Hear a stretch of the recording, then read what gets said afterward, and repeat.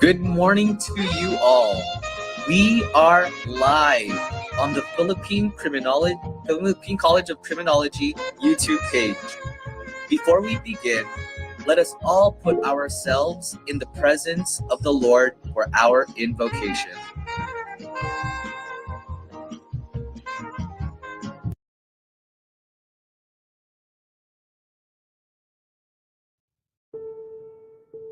Let us pray.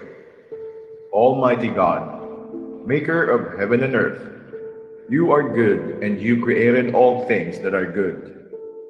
We give thanks to you because out of your steadfast love, we can gather in this place today safely and be part of this important event. We pray that you will give us the strength and the resolve to continue doing good to others and excel in the works that we do. Help us not just to be excellent in our jobs, but to excel in how to treat people in accordance with your goodness and your unfailing love. Gracious Father, may the abundance of your blessings be experienced by everyone present here and be upon your beloved Philippine College of Criminology. We pray all this in the name of the Father, and of the Son, and of the Holy Spirit. Amen.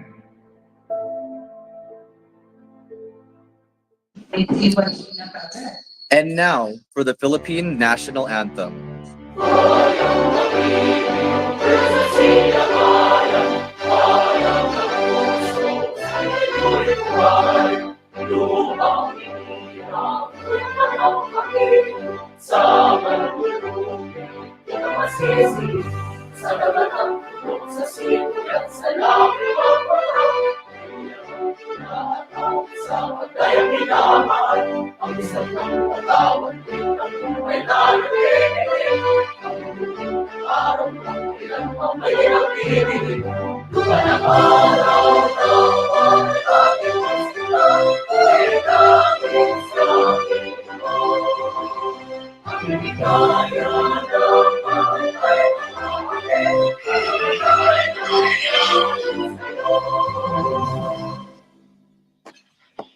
And now for the PCCR hymn.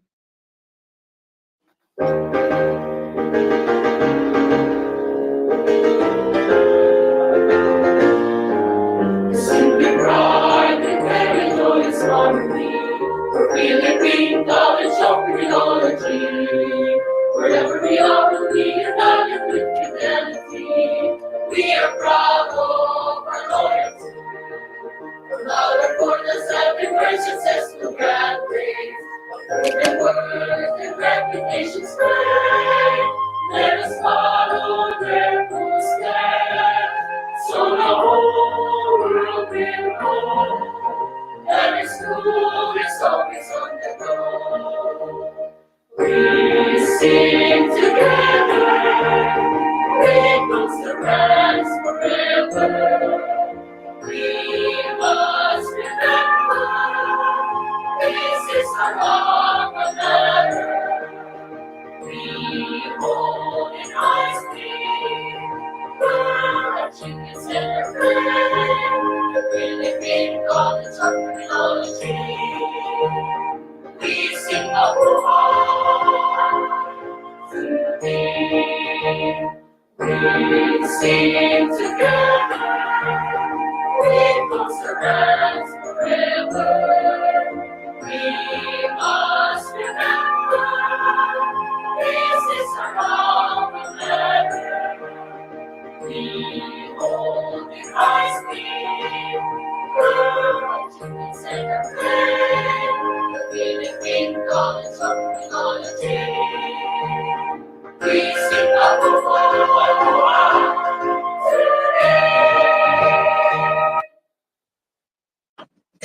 All right.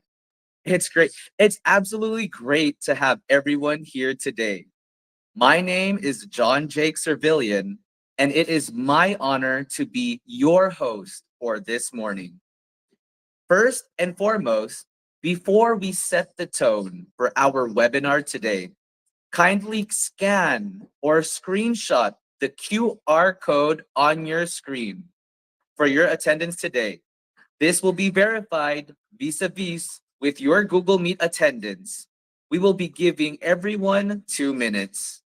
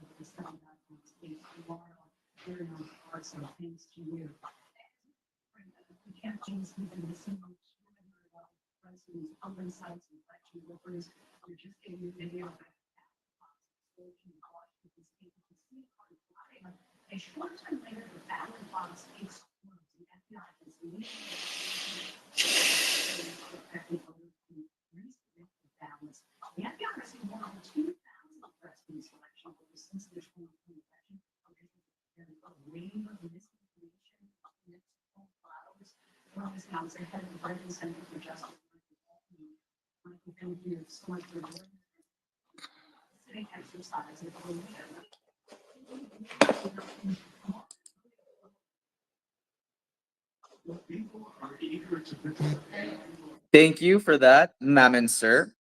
So, just a few participation reminders. Please mute your microphone when not speaking. Turn on your camera if you're comfortable. It helps everyone feel more connected. And use the chat for questions or comments throughout the presentation. I would like to acknowledge all the faculty, the management, and the students that are here with us today. Thank you for being with us.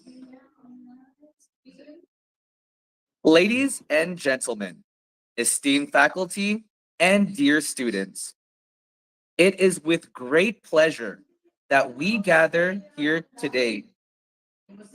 Nasabi yung this morning, the first beginning.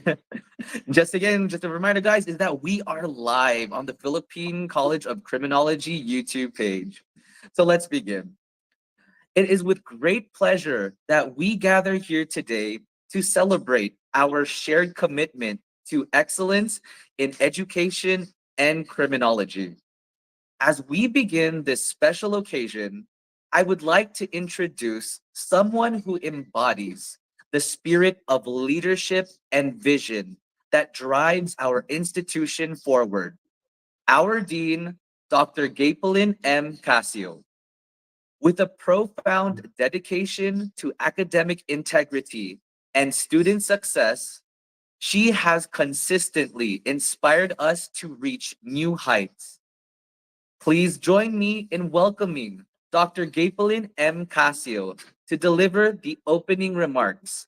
A virtual round of applause. Good morning, everyone. It is my pleasure to welcome all of you to this insightful webinar on the occasion of the first Philippine Criminology Week. Today's topic resonates deeply with the realities of our criminal justice system.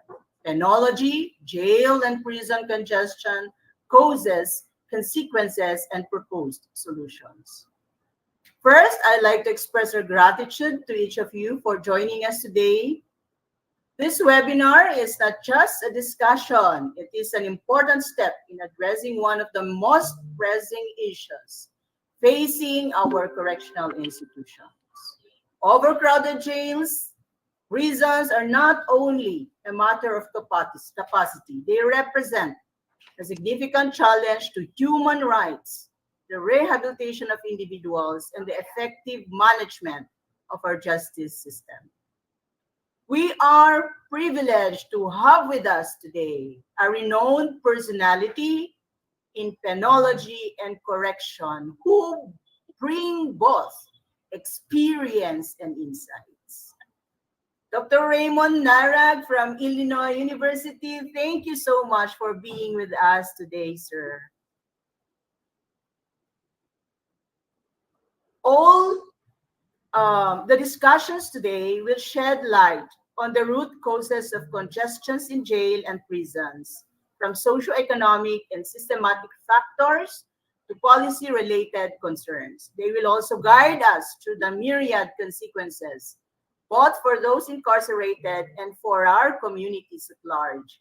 And most importantly, they will present us with pathways for change. So, in approaching the issue, we are reminded of our collective duty to consider solutions that are not only innovative, but also sustainable and humane.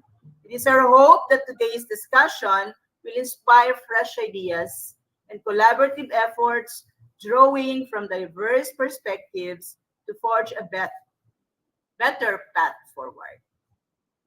As we embark on today's dialogue, I encourage all of you to share your thoughts, ask questions, and engage actively. Let us make this webinar a platform for genuine exchange, where we build not only knowledge, but also momentum towards meaningful reform. Once again, welcome and thank you for being here. Thank you, Dean Gay, for such an inspiring, motivating, and captivating message to us. For the moment, may I please request everyone to have their cameras on.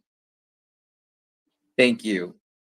And now, for the introduction of our guest speaker, our program chair for the CCJ, Dr. Sharina Tantoko Peralta. A round of applause. Thank you, John. It is my pleasure to introduce our guest speaker for today. Great morning to all of you. Raymund E. Narag obtained his PhD degree from Michigan State University School of Criminal Justice and joined the faculty of SIU in the fall of 2012.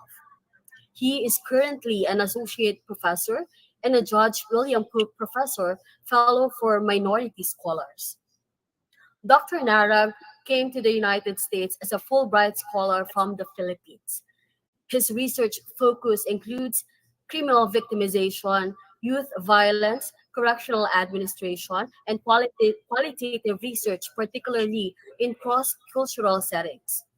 He studies correctional and judicial policies and practices in Southeast Asia and how this translates to prolonged pretrial detention, jail overcrowding, and violent extremism. Dr. Narag regularly visits the Philippines to conduct training and mentoring among correctional and court actors. Ladies and gentlemen, our guest speaker for today, Dr. Raymund E. Narag. A round of applause, everyone. All right, thank you very much. All right, thank you. All right, thank you very much. Can everybody hear me? All right, so thank you for that very kind introduction, and thank you also, Ma'am Sharina Jane, and also to Ma'am Gapelin for the invitations into this very important event of yours. When I was informed that I'll be sharing, I immediately said yes because I know you guys have a very important role in the development and continuing engagement of the correctional and criminal justice system in the Philippines. So I've been given a 2 hour slot for this presentation for today. So I made sure that many components of my research are also integrated, and I do believe the implications here are more varied, and it will impact our teaching, research, and advocacy in the correctional and criminal justice system. So let me have the opportunity to share my PowerPoint presentation, if it's okay. All right, let me see if I could see where is that. Windows. All right, and then, all right. Can you see my PowerPoint presentation?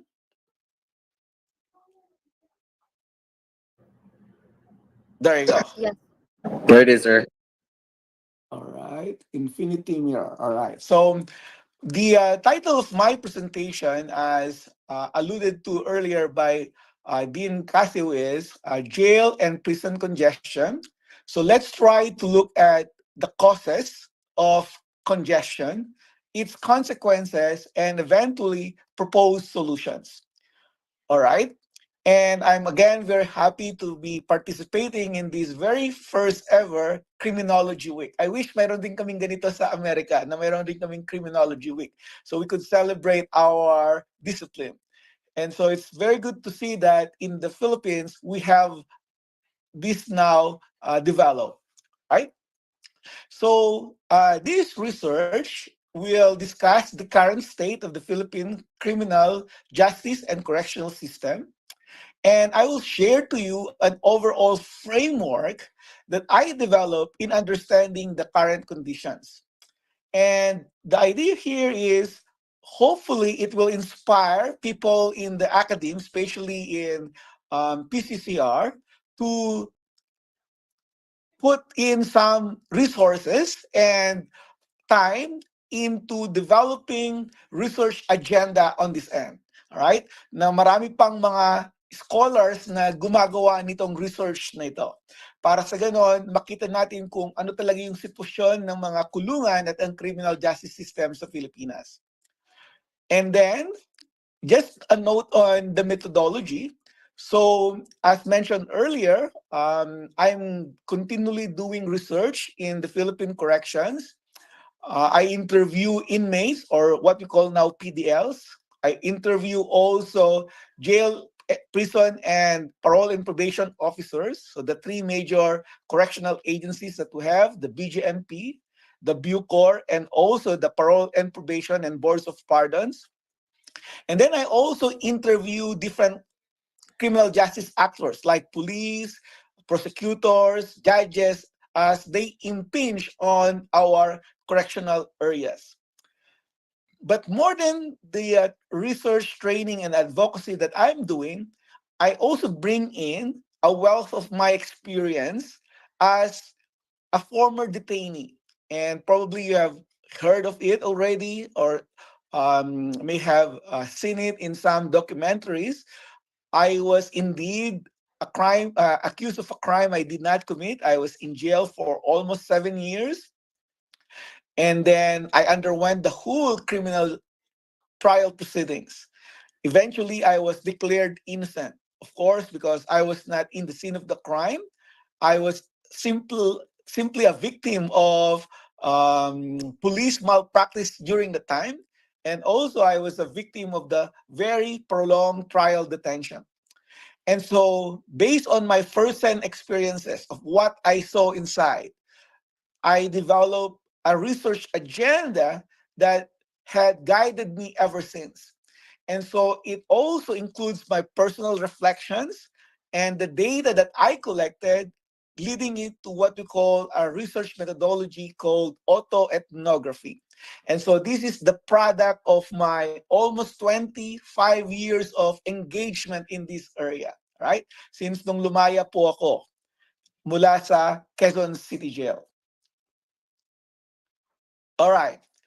So, having that as a background, what is it that we usually see in the news media?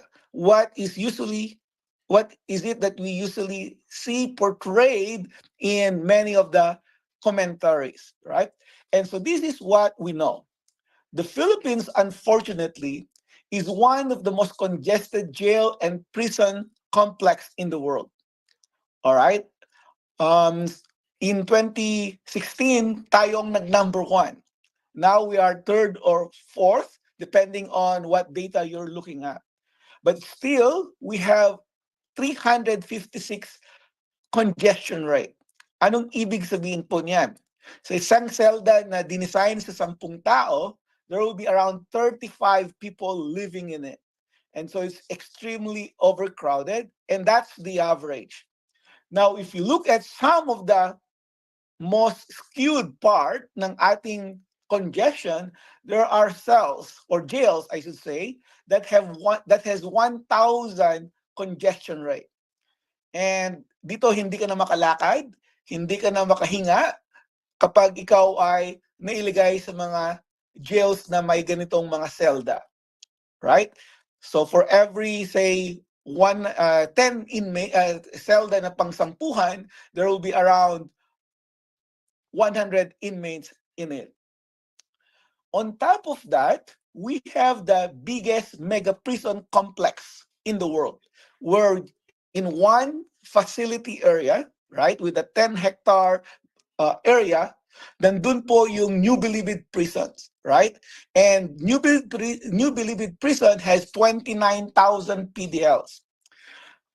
Napakarami po niyan na isang grupo ng tao na pinagsiksikan mo sa isang maliit na lugar. And as you will see later on, ang New Bilibid Prison ang mukha ng kulungan sa Pilipinas. Most of the things we know about Philippine prisons are based on the New Bilibid Prison. Though, marami tayong kulungan, there are 7 other prison facilities sa Bucor na hindi naman ganun kasama, katulad ng Bilibid. But when you say Bucor, it's usually the face of the Bilibid. And there are also around 475 jails under the BGMP and another 80 provincial jails managed by the provincial government. May mga malalaking jails din ang BGMP tulad ng Manila City Jail, Quezon City Jail, Caloocan City Jail, Cebu City Jail, Davao City Jail that has more than 1,000 jail population. And in the United States, UK, and other developed countries, pag ang kulungan ay more than 1,000 inmate population, ang tawag po nila dyan ay mega prison. And what they found is kapag mega prison, talagang napakahirap immobilize or i-manage ang mga kulungang ito. And we are going to see that in a bit, bakit ganon. The third major characteristics ng ating correctional and criminal justice system is that we have one of the lowest pace of case dispositions in the world. Bagamat napakarami nating magagaling na mga abogado, prosecutors, at mga judges, sa ngayon matataas na rin ang kanilang mga sahod. Unfortunately, due to some structural, organizational, and cultural factors, as you will see later on, ang bagal-bagal ng takbo ng hearing sa Pilipinas. On average, pag no bail ang kaso mo, you stay in jail for almost 3.2 years on average. All right? Now, kung nabalitaan niyo yung isang kaso na pinromulgate nung nakaraan sa Metro Manila District Jail, yung kaso ng mga Abu Sayyaf, year 2000 pa nagsimula, right? Now it's 2024. Last 2 weeks ago lang na promulgate. Mayroong marami sa kanila, around 11 sa kanila ang na-convict, pero mayroong 5 acquitted. So, what do you do dun sa 5 na acquitted? Right? Nakakulong sila ng 24 years undergoing trial. So, bagamat na-convict yung iba, which is good kung talagang mayroon silang kasalanan, pero kawawa naman yung 5 na acquitted dahil they were declared innocent by the court. But that's just the situation. Mga extreme cases yan. Pero marami kong mga inmates na nakilala na 5 years, 6 years na nagtagal sa kulungan dahil sa dami ng postponement ng hearings. And I myself could attest to that. I stayed in jail for 6 years, 9 months, and 4 days to be exact dahil sa bagal ng takbo ng kaso. So, yun yung current situation. Ano yung usually outcomes nito? Ano yung consequences nito? So madali itong makita dahil kung kayo ay pupunta sa mga jails, siguro sa inyong pagbibisita sa kanila as part of your academic research or siguro sa inyong practicum, makikita niyo itong mga problemang ito. Hindi ito madali, hindi naman ito naitatago, right? So the consequences could ang tawag natin dito multifaceted, right? It affects the PDLs, but it also affects the prison officers and the criminal justice system at large. So in terms of the PDLs, of course, poor living conditions. Right? Ang daming mga inmates na natutulog sa ilalim ng kama ng mga PDLs na may pera. Maraming mga inmates na natutulog sa tabi ng, halimbawa, restroom, right? Kasi wala nang espasyo. Doon sa kubeta na sila natutulog. Or minsan sa stairs na lang. Or minsan gumagawa sila ng mga duyan para mayroon lang silang espasyo na matutulugan. So walang dignidad ng mga tao na nandun sa loob ng kulungan. Human dignity is indeed compromised. And then health concerns.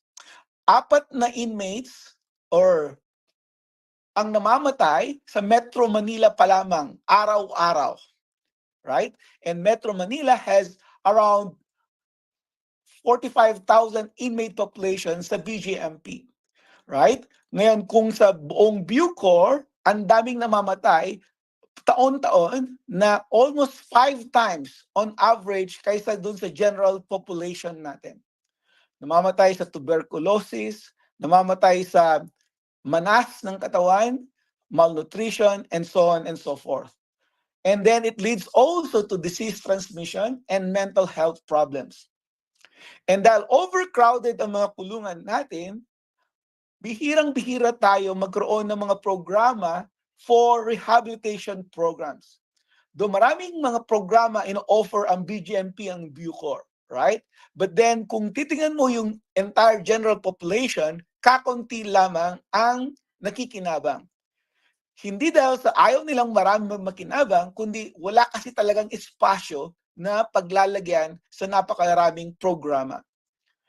And then dahil dito, nandun lang sila natutulog, kumakain, nabuburyong, ika nga, boredom strikes, and one of the ways for them to overcome boredom is to engage in recalcitrant behaviors, right? Hindi sila sumusunod sa patakaran, gumagawa sila ng mga intriga, ang tawag namin sa kulungan yan, bundulan sila ng bundulan, which will lead later on to violence.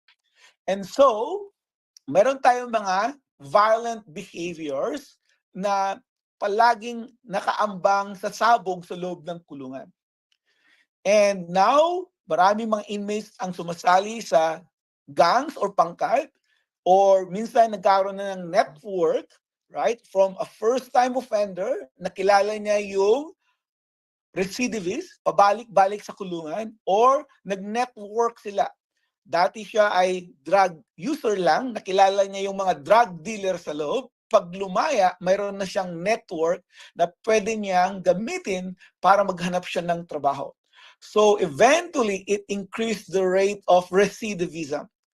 Though hindi ganong mataas ang recidivism rate natin, 20 to 30% based on the data that we have gathered, 30% is still very high considering na itong mga ito ay bumabalik ng paulit-ulit. And as you would see also later on, in our prisons, there are many bizarre practices. Why bizarre, right? It is because hindi dapat nangyayari sa loob ng kulungan, pero napapansin mo, nangyayari sa loob ng kulungan. Ano yung mga halimbawa ng mga bizarre practices nito? So minsan, may mga inmates na sa sobrang yaman nila, nagpasok sila ng napakaraming mga gamit sa loob. Mayroon na silang jacuzzi, mayroon silang aircon, mayroon silang hotel-type amenities, right? Paano na nangyari yun? Minsan may mga inmates na nagdadala ng ibon, nagdadala ng ahas sa loob ng kulungan para maging laruan nila. And as you will see later on, these are the activities na kinakapture ng outside community, ng media, for example. And ibubulgar nila ito na anomalya, and then mabubulabog ang kulungan, and then mayayanig ang kanilang sitwasyon, magkaroon ng changes, papalitan ng director, papalitan ng warden, pero pag wala ng media coverage, unti-unti babalik na naman sa dating gawin. And so as you would see, it's very hard to change the system, and it's very important for us to understand why. Bakit nga ba ganito? Right? Bakit ganito ang sitwasyon ng ating correctional system and also ang ating criminal justice system? Now, in terms of personnel, pati sila apektado sa ganitong sistema. Our personnel, all right, they have poor working conditions, okay, despite the fact na minsan napakataas na ng sahod ng mga jail and prisons officers natin. The starting pay is 37,000, right? And dahil dito, mayroon tayong mataas na job turnover or burnout. Hindi sila nagtatagal sa trabaho, stay sila doon for a couple of years, they gain some experience, and then eventually, lalabas sila. And ang pinakamasakit, it's very susceptible to corruption. Dahil dito, mayroon silang mga powers na pinangahawakan over the inmates, and then they could convert that into cash, right? And minsan yung mga personnel na libre ang pagkain dito. Libre ang aming mga pang-araw-araw na panggastos kasi mayroon kang nakukuha sa mga PDLs. Or minsan ipinapagawa mo na sa PDLs ang mga dapat mong trabahuin, right? Kasi mayroon ka ng trustee. And those are the personnel now na hindi umaalis dahil nag-enjoy na sila sa kalagayan nila sa loob. Hindi ko sinasabi na lahat ng mga personnel ay ganito. Marami sa kanila ay magagaling. Marami sa kanila ay mababait at mabubuti ang puso. Right? But still, because of their current setup, mayroong mangilan-ngilan na very susceptible sa corruption. And sometimes these individuals who are very corrupt are the ones promoted. They are the ones leading the organization. And they try to socialize everybody in their corrupt ways. And pag ikaw ngayon ay malinis at ikaw ay sumusunod sa patakaran bilang empleyado, ikaw pa ang mapapasama. And so sometimes it creates a lot of heartaches para sa mga personnel na magagaling, mababait, at gumagawa ng tama kasi hindi sila ang napapakinggan. And so we need to be very aware of these situations dahil kayo pa man din ang mga estudyante na balang araw ay magiging bahagi ng ating correctional system. And in fact, it also affects the entire criminal justice system. Why? Because if inmates stay very long inside, and kung ang kulungan natin ay napakataas ang population, it adds to the cost of running the prison facility. Ang budget ng pagkain ng isang preso pa lamang araw-araw ay 70 pesos per day. Sa isang taon, umaabot sa halos 130,000 pesos per year ang budget sa isang PDL. Mas mataas pa yan kaysa isang budget sa isang UP student sa isang taon. Right? So it's very expensive indeed to incarcerate an individual. And then delays and inequality of treatment means to say na mayroon kang highway na mabilis para sa mga mayaman and napakabagal naman dun sa mga walang pera, walang kakayanan, at walang connection. So we have what we call a dual criminal justice system. One for the rich and one for the poor.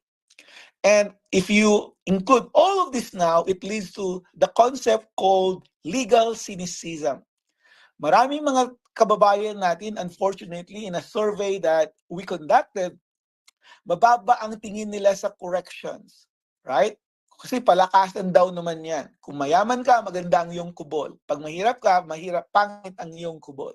Ganun din sa Philippine police natin, mababa ang tingin nila kasi ang hinuhuli lang daw naman ay yung mga mahirap at hindi naman daw nahuhuli at napoprosecute yung mga mayaman. So kapag mayroon tayong distrust sa ating criminal justice system, na kaya naman nating lusutan yan, na kaya naman nating ma-overcome yan as long as kilala mo kung sino yung nasa dispensers of political power, then it's indeed very hard to make the system work. And that's what we call legal cynicism. So, ito yung mga consequences, right? The more important question now is, what explains for this? And as you will see, ang problema na ito ay hindi ngayon lang nangyari, kundi nangyari na noon-noon pa, right? And the problem is multifaceted, right? And you could look at it in three areas. One is domain. You could look at societal level, yung buong tingin ng Philippine society, societal level. And then you could look at from the legal perspective lamang. And then you could look at the structural, right? Kung ano yung facilities, personnel, resources natin. And then yung organizational, yung pamamalakad ng kulungan, halimbawa. And then finally, yung kultura sa loob ng kulungan mismo, right? And as you would see, all of those contribute to prison and jail congestion. And then we could also look at it from multiple stages. And here I term it as input, yung mga taong pumapasok sa kulungan, kung gaano karami yan, kung mas maraming congestion. Throughput is, gaano sila katagal sa loob ng kulungan. Right? Kung mabagal ang kanilang paglaya, then lalo sila magtatagal, lalong lolobo ang kulungan. And then output. Output is yung iba't ibang paraan para sila ay mabilis lumaya. Right?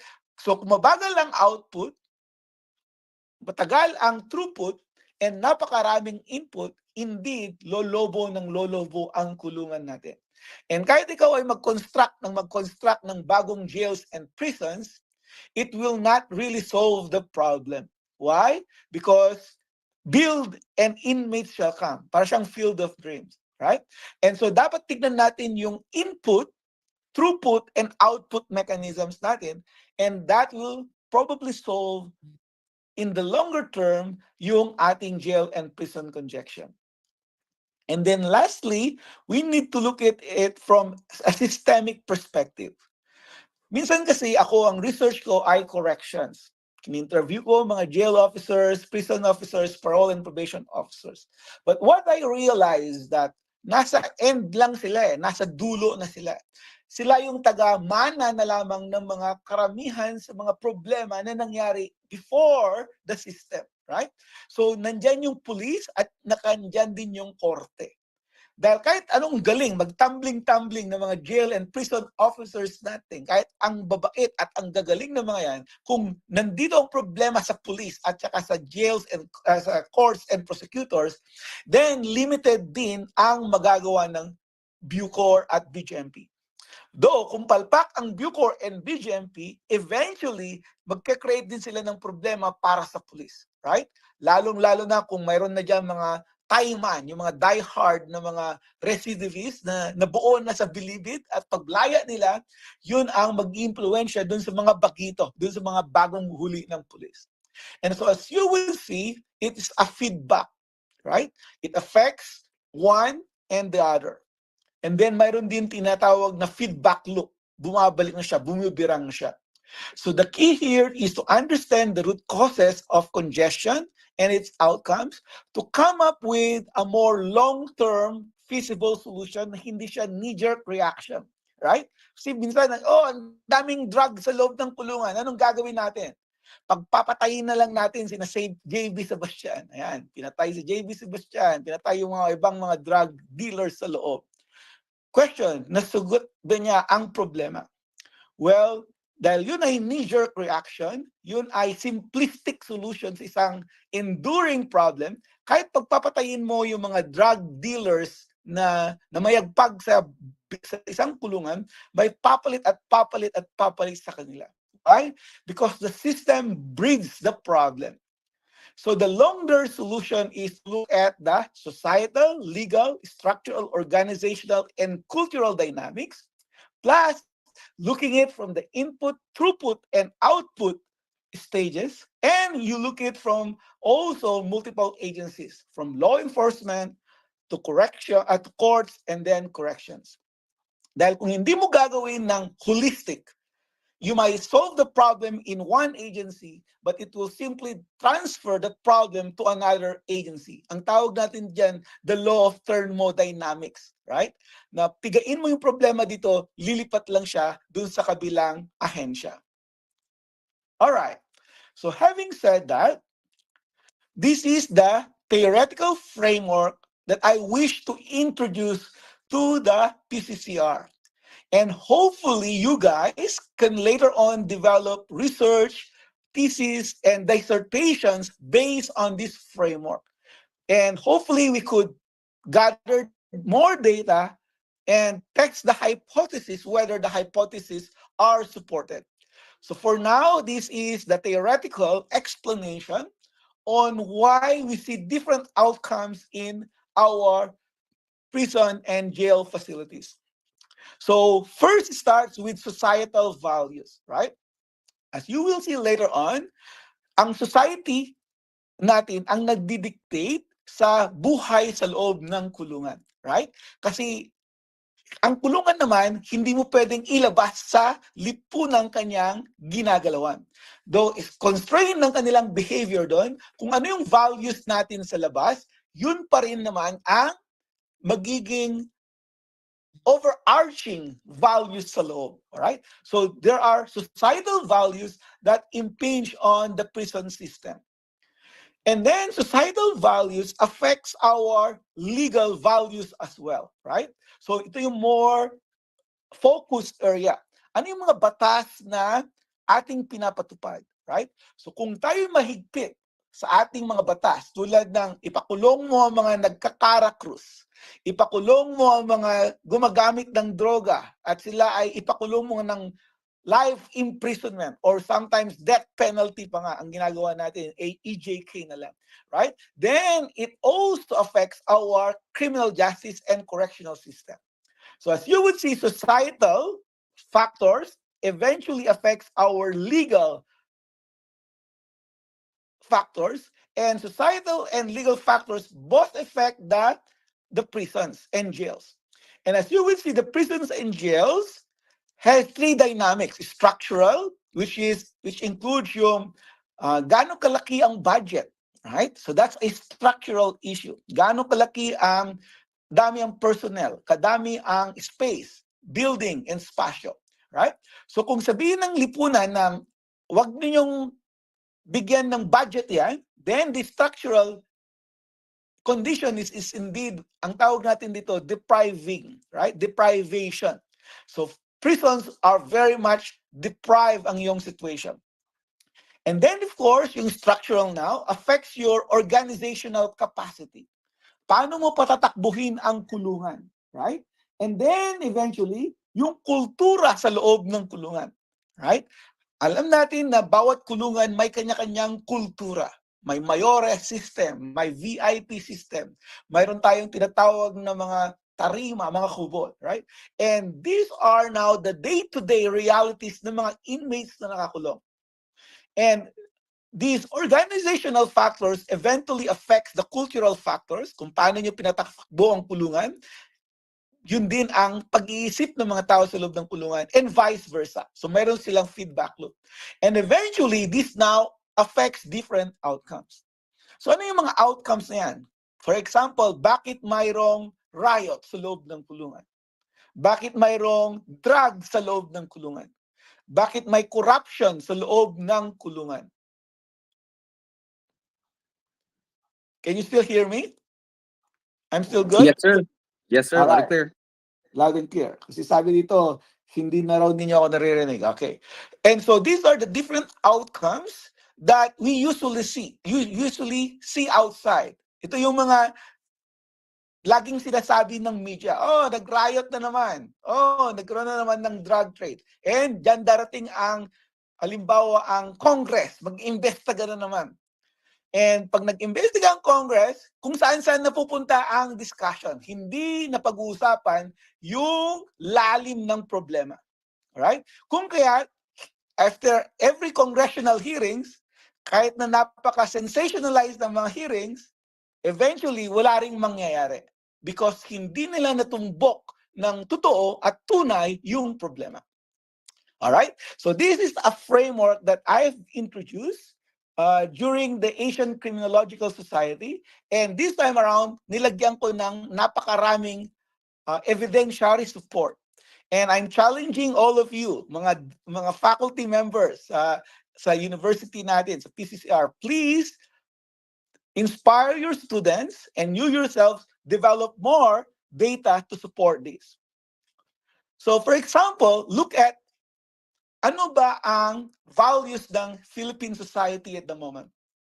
So ngayon, pag titingnan mo, we have a very strong emphasis on crime and control model, right?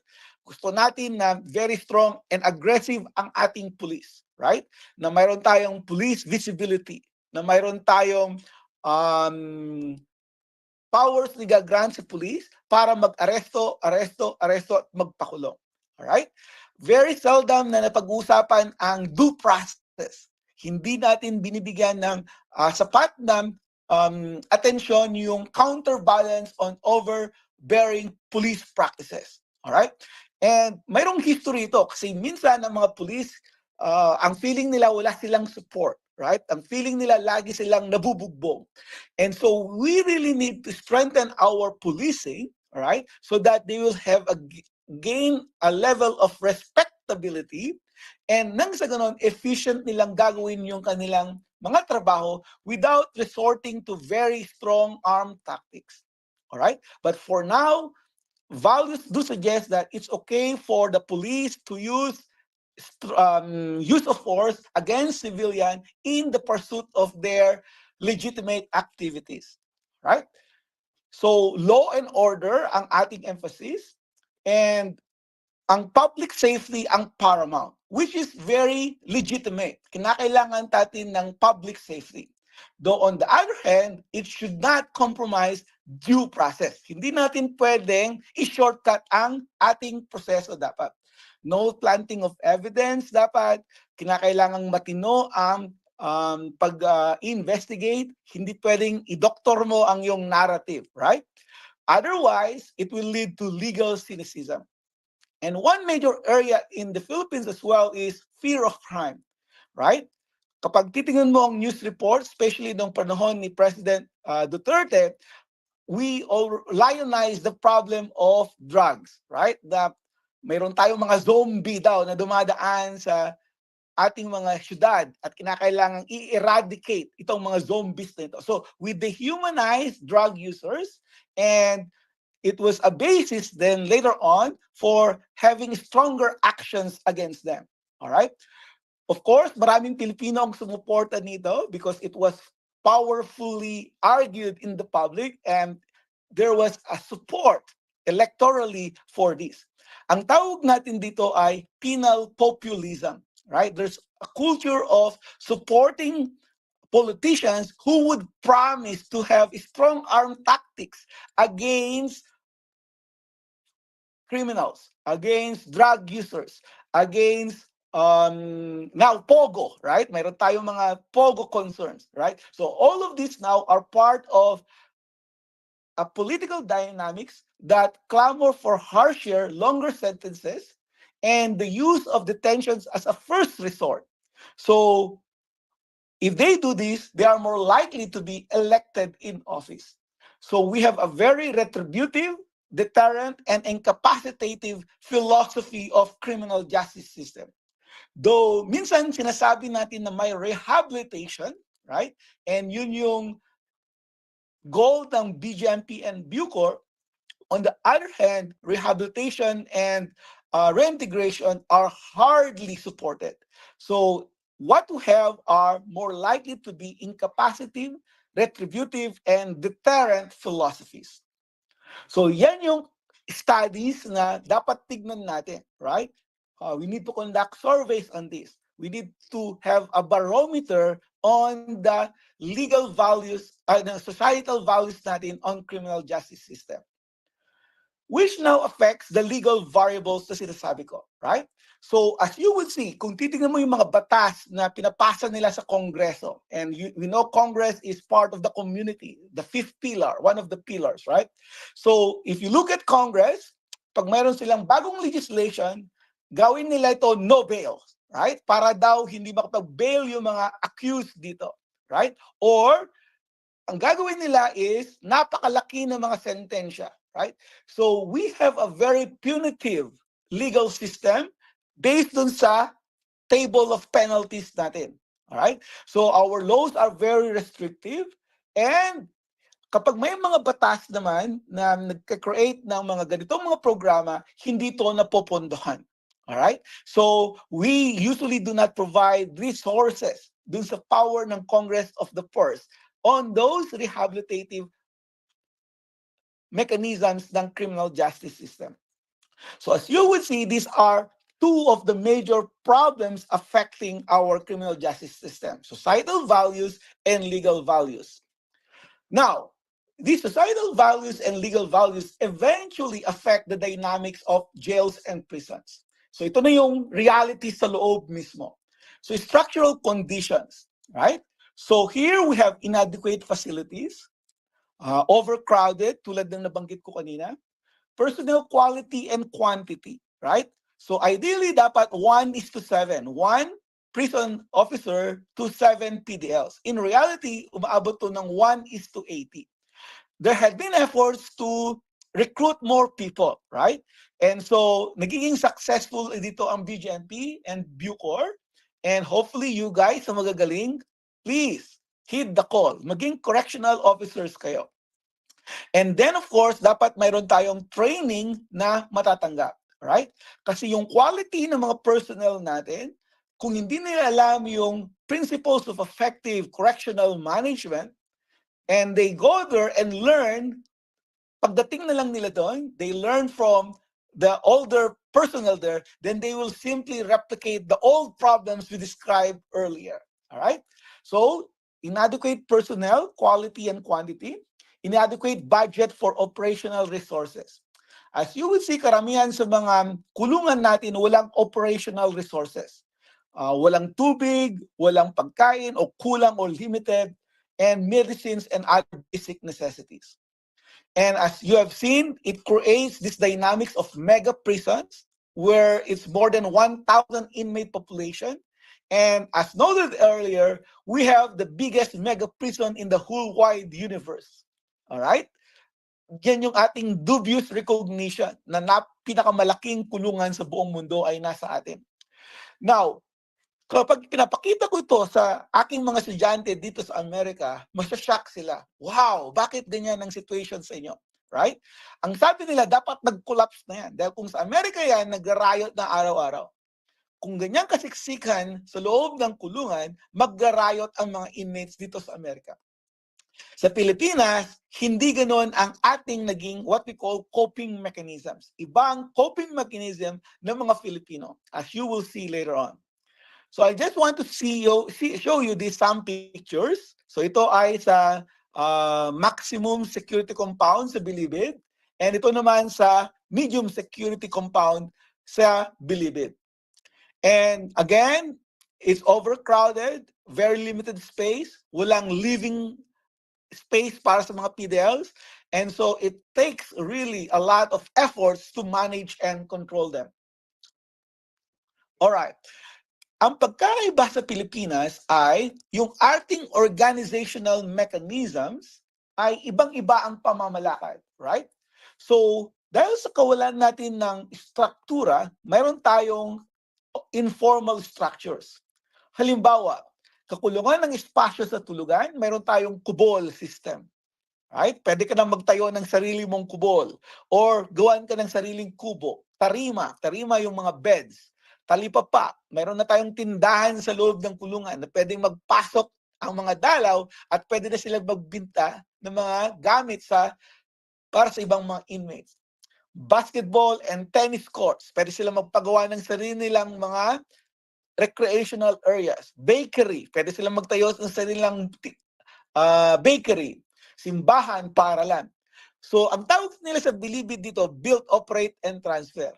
Inmates build it, they operate it, and once they are done, they transfer it to other inmates. And para sa kanila, ito yung mechanisms nila to survive the very difficult situation inside the facility. And then, mayroon tayong coping mechanisms sa mga lack of personnel. So, sa isang selda na mayroong 300 na inmates, isa lang ang prison officer or jail officer na dumadalaw dyan. Paano mo ngayon i-manage siya? So, what we found is that in most facilities, mayroon tayong tinatawag na mayores system. mayor, vice mayor, bastonero, kulturero. So iba't ibang mga functions nila yan sa loob, right? And mayroon tayong nanunungkulan system na kapag ikaw ay mayor at lumaya ka, yung vice mayor mo ang papalit sa iyo at ite-train mo siya. At yung bastonero ang magiging vice mayor, right? So parang ang tawag nila diyan, baitangan, right? Parang stairs, ladder development. And mayroon silang mga trustees, yan yung mga nagtatrabaho sa mga opisina. Mayroon ding mga coordinator, yan yung mga rehab officers, pero mga PDLs. So kapag ikaw ay teacher sa laya, magiging teacher ka sa loob. So bahagi ka ng Educational Coordinator Network. And then may mga marshals. So ito yung mga para mga bantay bayan, nagvo-volunteer sa security ng kulungan. And then mayroon din mga NGO volunteers. And itong mga NGO volunteers, minsan nakakatulong sila sa pagdadala ng mga resources sa loob ng kulungan. And to keep the system afloat, dapat mayroon kang mechanism for organization. And so na-organize ngayon yung mga inmates based on their pangkat or brotherhood affiliation. Minsan, tinatawag din silang mga gangs. So pag ikaw ay Ilocos galing, magiging bahagi ka ng genuine Ilocano gang, for example. Kung Bisaya naman, Batang Cebu. Pag Ilonggo, happy-go-lucky. Right? So nagiging regionalistic ang organization sa Bilibid. Now, sa ibang mga kulungan sa Metro Manila, yung 4 major Metro Manila gangs ang nagiging basis for organization. So nandyan yung Sige-Sige Sputnik, Sige-Sige Komando, Bahala na Gang, at Batang City Jail. Pag hindi ka naman sumali sa mga gang members, okay lang din. Ang tawag nila dito ay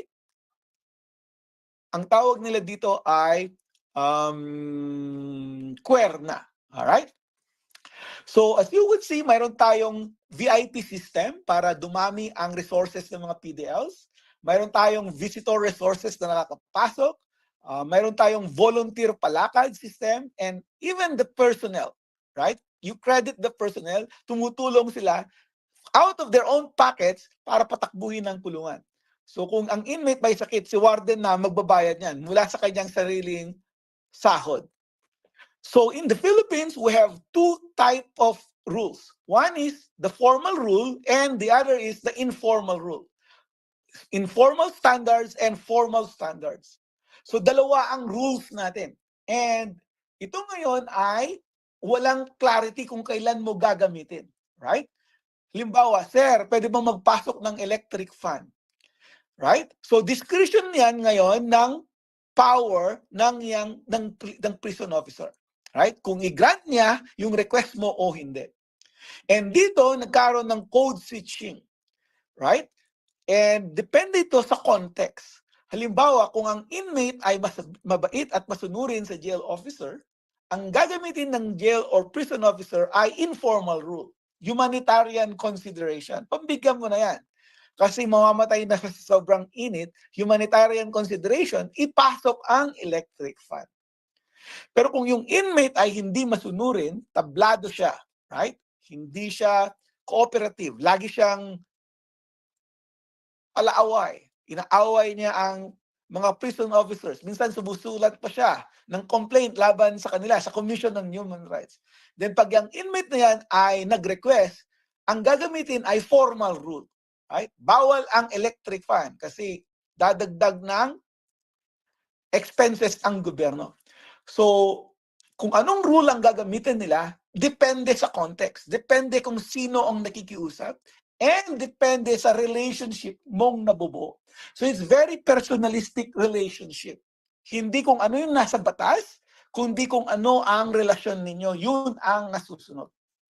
Which leads now to so many corrupt practices inside. Alright? So for example, ito yung selda, right? Mayroon kang mayor, vice mayor, bastonero. So nakaslad dyan kung sino-sino yung mga nanunungkulan. Total number of inmates daw sa seldang ito ay 83 at ito yung pondo nila, right? 3,499 pesos. So mayroong mga VIP na inmates, mayroong mga buyonero na mga inmates. So makikita nyo dyan, yung mga buyonero, yan yung mga tagalinis ng buyon. May mga bosyo, yan yung mga VIP na na hindi nagtatrabaho pero sila ay nagko-contribute dun sa gastusin ng selda. Ito yung mga naka-duty, ito yung mga naka-padlock for disciplinary actions, at ito yung mga walis plaza. Ito yung mga naglilinis doon sa plaza. So as you will see, mayroong inmate structure na dinevelop para hindi magkagulo sa loob ng selda. And ang mayor ang nagpapatupad po nito. And ito yung pondo ng selda, right? Sanggaling, calling, right? Kapag ikaw ay nagkadalaw, kinolingan ka, calling ang tawag doon. So, mayroon kang babayaran. Mayroon kang tax kapag ikaw ay nagbebenta ng kung ano-ano mga gamit sa loob, sa kulungan, then mayroon kang tax na babayaran sa mayor ng cell. And then, saan nagpupunta yung pondo? Right? So, napupunta yan kapag ang inmate may sakit. So, yung mayor na nagbabayad ng gamot. Kapag ikaw ay lalaya, yung mayor magbibigay ng transportation expenses sa'yo, pamasahe mo pa uwi. Kung ikaw ay lalayo, pupunta ka sa Bilibid, tawag nila doon, layo o laya. Layo, punta sa Bilibid, then mayroon kang makukuha sa mga kapwa mong inmates, mga pasalubong, dadalhin mo sa Bilibid. Alright? So yan daw ang gamit ng pondo ng selda. So, nagkaroon na ngayon ng kultura sa loob, right? Give and take relationship between jail officers and prison officers and the inmates, right? So, mayroon kang mga informal structures na ginagawa at sinusunod.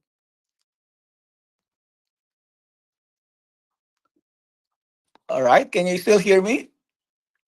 Yes, sir. You're loud and clear. All right, we're still good.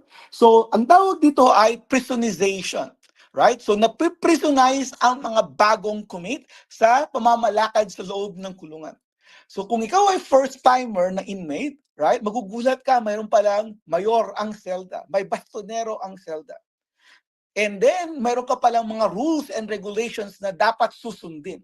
Maliban dun sa rules ng BGMP at Bureau, mayroon pang sariling rules ang pangkat or sariling rules ang selda. And kapag ikaw ay isang jail guard or prison guard, kayo, mga correctional officers, libawa, napusuan nyo mag-apply sa Bucor o sa BGMP, right? Magugulat kayo na yung training nyo sa NJMPTI will be about handling of inmates, right? Kung paano kayo magposas, kung paano kayo magpabilang, kung paano kayo magdala ng mga tao sa hearing, right? Pero pagdating nyo sa loob ng kulungan, makikita nyo na, wait a minute, iba pala ang kalakaran dito. Si Warden, pari pala siyang pagtulungan ng mga mayores at ng mga empleyado niya. Kung si Warden ay mahigpit sa mga empleyado, yung mga empleyado, maaaring kausapin nila mga inmates para yung mga inmates mag-noise barrage laban kay Warden. Right? So mayroong mga ganong mga give and take relationship na dapat malaman ang isang bagong bagitong empleyado. And then eventually, maririnig mo, makikita mo yan mula sa mga matatanda ng mga empleyado and ipapasa nila sa iyo yung technique. And kahit na mayroon ka nang napuntahang isang jail, yung kalakaran sa Metro Manila, for example, Manila City Jail, ibang-iba yan sa Quezon City Jail. So pag nailipat ka doon, maninibago ka na naman, ibang galawan na naman doon. And then pag ikaw ay napunta sa Bilibid, ibang-iba rin ang galawan sa Bilibid. Alright? Kasi mayroong sariling kultura na bubuo ang mga dito. Ang tawag dyan, nangungulungan o pangungulungan. And okay lang tanggap ng pera sa mga inmate hanggat hindi ka naman humihingi. Kusang loob naman nila itong binibigay. So na-justify nila sa kanilang isip yung pagtanggap ng pera sa mga PDLs. Kaya magkikita mo yung mga bagong jail officer, bagong prison officer, kayo lalong-lalo na kayo, kinakailangan mag-ingat kayo. Kasi minsan ng mga inmates, bibigyan nila kayo ng, ang tawag natin dyan, patibong. Right? Sir, magkababayan pala tayo. Ito, Yossi, sir. Right? Or, sir, ito, kape. Oh, sir, baka pwede naman makisuyo, makiusap. Right? And then, nagkaroon kayo ng personal relationships at nakokorrupt ang boundaries. So you have to be very, very careful, right? Na maiwasan ninyo yung ganong proseso sa loob ng kulungan. Kasi ang kulungan, unbalanced ang power relationship ng mga PDLs at ang mga jail and prison officers. You have the power over them, but they also have resources to corrupt you. Alright? So limbawa, sir, pwede ba magpasok ng electric fan? Walang problema. Basta 3 electric fan ang ipapasok mo. Isa sa'yo, isa sa akin, at isa kay warden. Para everybody happy.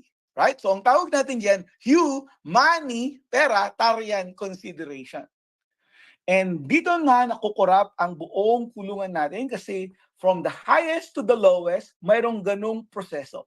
Pagkain, VIP, system, lahat yan ay pwedeng nakukurap. Now, hindi ko sinasabi na lahat ng mga empleyado involved dito. Kakaunti lang, kaunti lang. Marami pa rin mga empleyado na magagaling, mababait, at very, very dedicated sa kanilang service sa Bucor at saka sa BGMP. Mangilan-ngilan lang naman ang nai-involve dito. Pero dahil sila ay nai-involve, and minsan sila pa ang nasa katungkulan, then dun napapariwara ang kulungan natin. So be very, very careful when you are part of the system already na hindi kayo malamon ng ating maling sistema. So in terms of outcomes, you will see that it varies from facility to facility, right? Iba ang situation sa Manila City Jail, sa Caloocan, sa Bilibid, right? Iba rin ang kalagayan sa Davao and sa Cebu, right? Iba-ibang kulungan, hindi mo pwedeng sabihin na pare-parehas yan. Kasi depende yan kung sino ang warden na namamalakad. May mga warden na mababait, magagaling. May mga warden din na medyo ang kanilang tinitignan ay yung pagkain ng inmate. At binubulso nila yung pagkain ng inmate, right? Again, hindi lahat ng warden ganyan, pero mayroong mga ilang mga warden, akong na-observe na ganyan ang pamamalakad. The good outcome is that mayroong positive benefits. Why? Because it supports day-to-day activities. Mayroon tayong tinatawag na shared governance, right? Where inmates can help in the management of the facility. Right?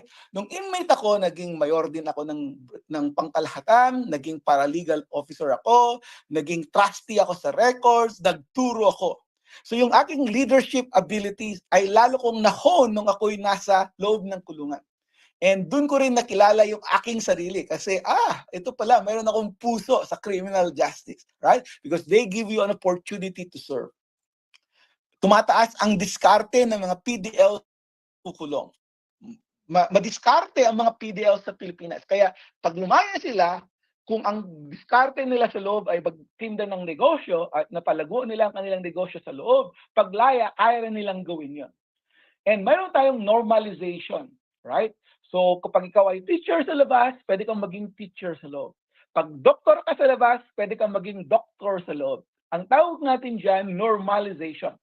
Hindi katulad dito sa Amerika, ang tawag nila naman dito ay institutionalization. Nai-institutionalize sila kasi nawawalan sila ng role sa pamamalakad sa kulungan. And kahit na mataas ang recidivism rate natin, kumpara sa ibang bansa, mababa pa rin ang ating recidivism rate. Kasi ang mga Filipino naman, pag lumaya, nagiging masunurin po sila. Alright. Having said that, on the other hand, nagkaroon ng negative and bad outcomes. At ito na yung laging nakikita kapag nagkaroon ng anomalya sa loob ng kulungan. So mayroong favoritism and inequality of treatment. Ibang-iba ang buhay mo kapag ikaw ay may connection, may pera, may resources, kumpara sa kung ikaw ay walang connection, walang pera at walang resources. And then, nakukurap ang mga tao na nasa otoridad, right? Mabilis mawala yung boundary between inmate and personnel. Nagiging magkakumpare sila, nagiging magkakaibigan sila. And dahil dito, mayroong corruption, may favoritism, mayroon ng mga grupo ngayon na nag-away-away. Sputnik versus Commando. Bakit sila nag-away? Kasi sa drug trade. Bakit? Kasi mayroon silang kanya-kanya mga pinupundohang mga empleyado. And so it could lead now to riots and violence.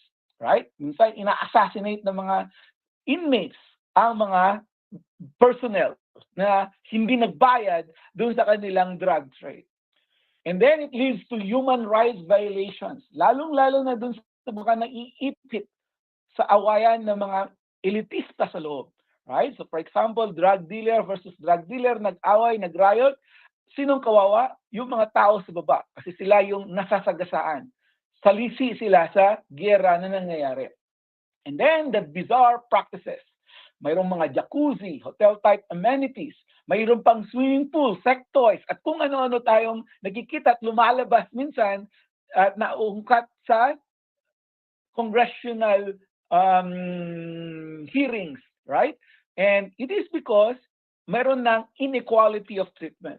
And then, nung mga nakaraang mga taon, nagkaroon ng drug trade and drug dealing mismo sa loob ng kulungan.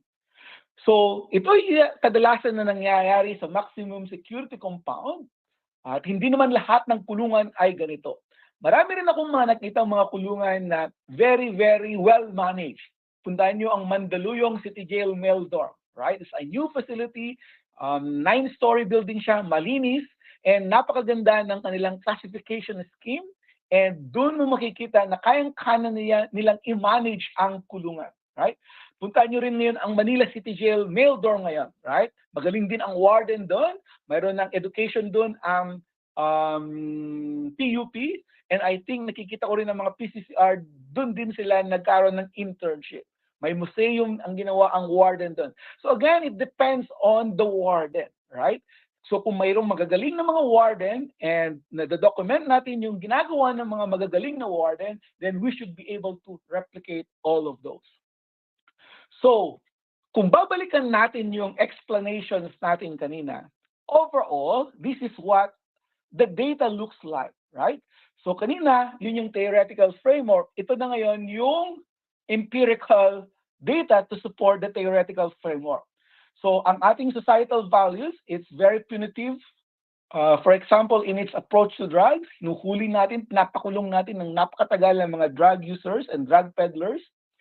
Structural conditions naman, yung legal incarceration of drug users, for example, and then yung structural conditions, yung congestion, lack of personnel, VIP system, Mayores system, gang system, kubol, prevalence of cell phones. So yan na ngayon yung mga structural conditions which affects the organizational processes. And yung organizational processes natin, unfortunately, ang mga jail officers and prison officers natin, ang kanilang pamamalakad, ang tawag ko dun ay old penology.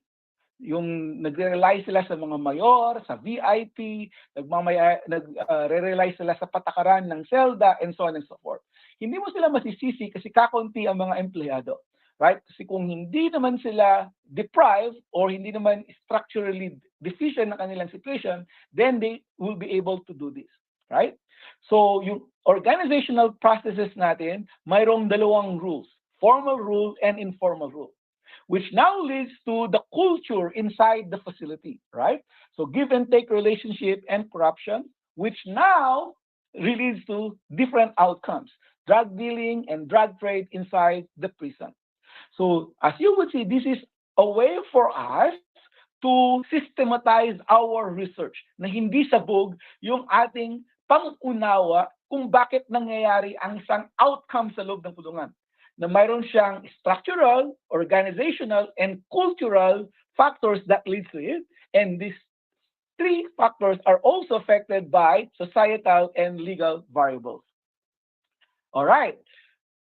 Ititigil ko muna dito at kung mayroon kayong tanong, I would be very, very willing to accept it first before I will continue. Kasi mukhang naka-isang oras na tayo ng discussion.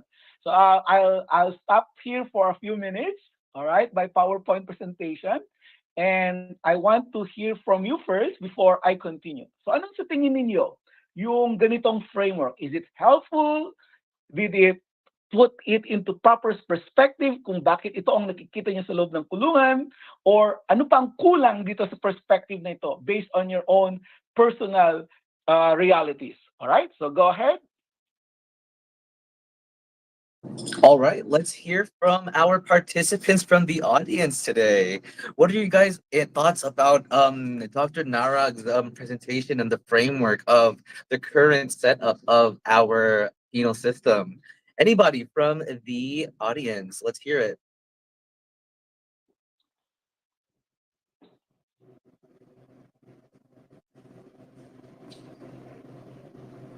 Anybody from the audience would like to ask Dr. Narag while we take a brief moment for a small little break?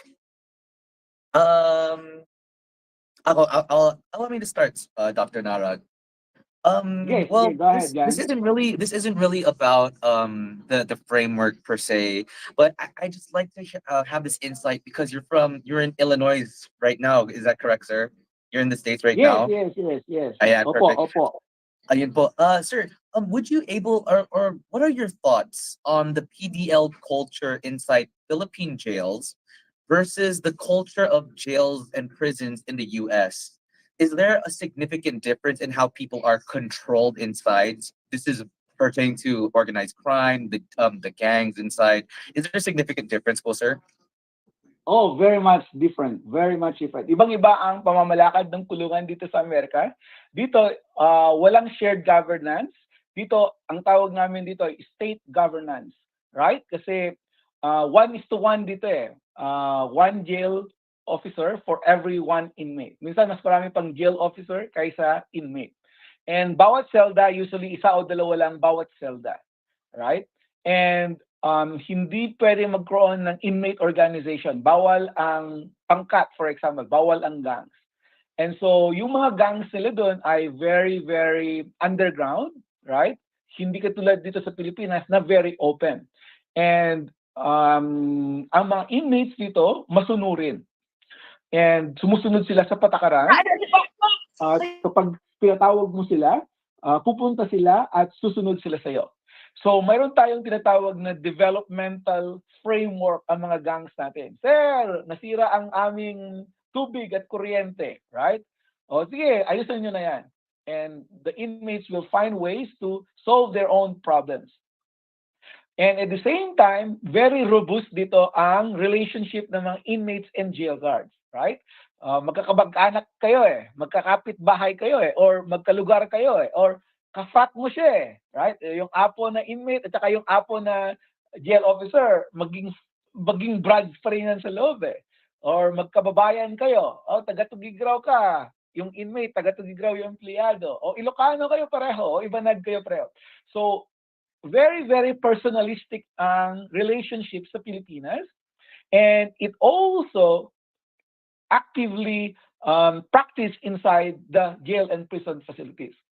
Dito sa Amerika, bawal yon. Kapag ang isang empleyado may kamag-anak sa loob ng kulungan, either yung empleyado na yon ililipat sa ibang jail or yung inmate ang ililipat sa ibang jail. Hindi kayo pwede magkaroon ng relationship, right? Kasi it will corrupt the system.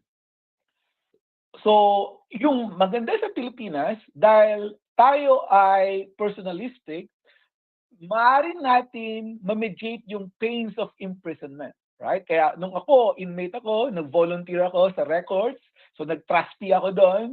So, very, very active yung araw ko. Pagkagising ko sa umaga, magpapabilang. Pagkatapos ng pabilang, nandun na ako sa records, tumutulong na ako doon para akong empleyado. And then, nagtuturo din ako sa hapon. So, mayroon kaming elementary at high school program. And then, paggabi, leader din ako sa brigada namin. So, tinitingnan ko yung mga problema sa selda namin, right? So, it gives me a way to develop myself at hindi ako nabuburyong. And nung lumaya ako, na-maximize ko pa yung mga natutunan ko sa loob. Dito sa loob ng sa Amerika, bihirang-bihira yon, right? Kasi hindi ka pwedeng magkaroon ng ganung roles dito sa Amerika. And kung doktor ka dito sa Amerika, sa loob ng kulungan, hindi ka pwedeng magiging doktor. At paglaya mo, hindi ka na pwedeng maging doktor. Kaya very high ang recidivism rate sa Amerika at ibang mga industrialized countries. It is because yung pre-prison characteristics, yung mga dati mong katangian bago ka makulong, mawawala yun, buburuhin nila yun, and pag lumaya mo, wala ka ng identity kundi dati ka ng preso. Sa Philippines, kung congressman ka sa laya, magiging congressman ka sa loob ng kulungan, at paglaya mo, baka senator ka na. Right? So, medyo kakaiba rin. And ang pagkakaiba is, of course, ang kulungan sa Pilipinas, napaka-corrupt, right? Corrupted ang ating proseso. Hindi ibig sabihin yung tao ang corrupt, kundi yung proseso natin corrupt. Hindi natin alam kung ano yung tamang linya eh. Kasi blurred lahat ang lines eh. Right? Pagdating mo sa jail, magugulat kang sasalubong sa iyo yung mga marshal. Pagdating sasalubong sa iyo yung mga mayor, right? So meron silang structure. Tama ba yun o mali yun, right? Sa batas, no inmate shall exhibit or no inmate shall have supervision over other inmates. Nasa BGMP and Bucor manual yan. Bawal ang pangkat. Nasa BGMP manual yan. Pero in reality, nandyan sila lahat. Right? Ngayon kung nagka-problema, tsaka mo yan bubuwagin. O, tanggalin ang mga kubol, tanggalin ang mga mayores, igyain natin sila. See, gagamitin mo ang formal rule kapag kalaban mo sila. Pero pag kaibigan mo sila, gagamitin mo ang informal rule. So yun ang napaka-problema sa Philippines kasi napaka-culturally corrupted yung sistema na kung mag-introduce ka ng pagbabago, right, hindi siya sustained kapag walang resources, walang facilities, walang personnel, and hindi nagbabago yung pag-iisip nila. Does that make sense? Yes, Dr. Narag, absolutely. And thank you for that insight. That was maganda, maganda said. Anybody else from the audience? Do you have any questions for Dr. Narag about his experience? I see. Yes, Miss Patricia Murillo. Yes, sir. Great morning po. I'm for Alpha Criminology Intern Murillo po. We, ano po, in connection lang po with the previous question po by Sir Civilian, if there are adequate studies po na nag-show na yung correctional programs and system po in other countries are effective naman po, ano po yung, or what could be the reasons why yung Philippines po sa atin has not adopted these programs pa po, even when research suggests po their success, sir? Oh, that's a very good question. One of the more successful interventions sa Amerika ngayon is yung mga cognitive behavioral therapy, tulad ng thinking for a change or yung moral reeducation therapy, yung mga anger management treatment programs, right? And there had been efforts to introduce that in the Philippines, right? Na magkaroon tayo ng, mayroon nga therapeutic community programs sa Pilipinas, and those are examples of cognitive behavioral therapy. May mga jails na nag-implement nito, and marami akong na-observe na mga jails na nagiging successful, right? Na-organize nila yung systems nila, na-organize nila yung mga selda, tinatanggal na yung mga mayores system, yung mga VIP system, at pinapalitan ng TC modality. Nakita ko yan sa Bacoor City Jail Male Dorm. Right? Kung napasyalan nyo dyan, maganda ang pamamalakad ng warden doon, kaya na-implement nila yung TC program doon. On the other hand, sa mga malalaking kulungan, napakahirap i-implement itong mga programang ito. Kasi pag sinabi mong TC, kailangan mo ng magandang facility. Kailangan mo ng area na doon mo i-house ang mga PDLs at hindi sila ma-impluwensyahan ng ibang mga inmates habang nagtitisi sila. Pero kung isang area ay very overcrowded, right? So again, it's a structural problem, then malulusaw yung TC modality mo. Secondly is, maraming mga PDLs o maraming mga personnel ang hindi equipped pa sa principles of effective correctional management. Halimbawa, dun sa principles of effective correctional management, at ito ay tinuturo ko ngayon sa mga BGMP, Bucor at PPA, and hopefully ito rin magiging bahagi ng curriculum ng criminology institution sa Philippines, mayroon siyang 4 na components. One is classification and risk assessment. Alamin mo kung sino ang mga nakakulong, ano yung dahilan kung bakit sila nakulong, ano yung mga problema nila that will elevate their risk of reoffending. So yung risk assessment based on the big 8 factors: criminal history, family, community, education, livelihood, mental health, peers, leisure time, right? So, ang mga yan, ang mga factors daw na kapag hindi mo tinugunan at yan ay dahilan kung bakit sila nakagawa ng krimen, the chances na babalik sila sa buhay kulungan ay napakataas. So first, we need to have a risk assessment tool and people train on how to use the risk assessment, right? So, wala pa tayo niyan sa Pilipinas. I was able to create a risk assessment tool for BGMP. Ang tawag namin dun ay PAC tool. Sa Bucor, BRINE, Bucor Risk and Needs Evaluation Tool, and sa PPA, CARAT. Sa ngayon, PPA pa lang ang talagang lumarga at gusto nilang implement. Sa BGMP and Bucor, medyo mayroon pa silang mga resistance to change at matagal na matagal pa ang proseso bago ito may palaganap ng gusto. After the risk assessment, yung second component ay yung housing placement, right? Saan mo sila ibabahay? Sa ngayon, dahil sa kakulungan ng CELDAT brigada natin, ang housing placement nila ay by pangkat. Sputnik, magkakasama kayo. Komando, magkakasama kayo. So, pag ganon, sinurrender mo na ang housing placement sa mga PDLs, then magkaroon na sila ng sarili ng dynamics. Hindi mo na sila makokontrol. Mayroon na silang alternative culture na de-develop. So, dapat yun ay bubuwagin mo. So, bubuwagin mo ang kanilang housing placement. So, kung sino yung mga low risk magkakasama, medium risk magkakasama, and high risk magkakasama. Para mas intensive ang treatment mo sa mga high risk and low na ang treatment mo dun sa mga low risk. Kasi hindi naman na sila babalik sa kulungan.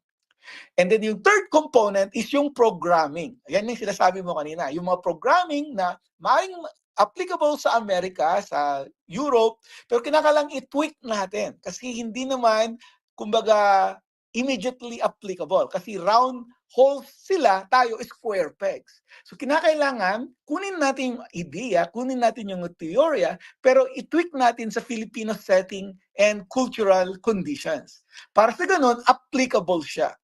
Hindi siya pwedeng cut and paste lamang, right?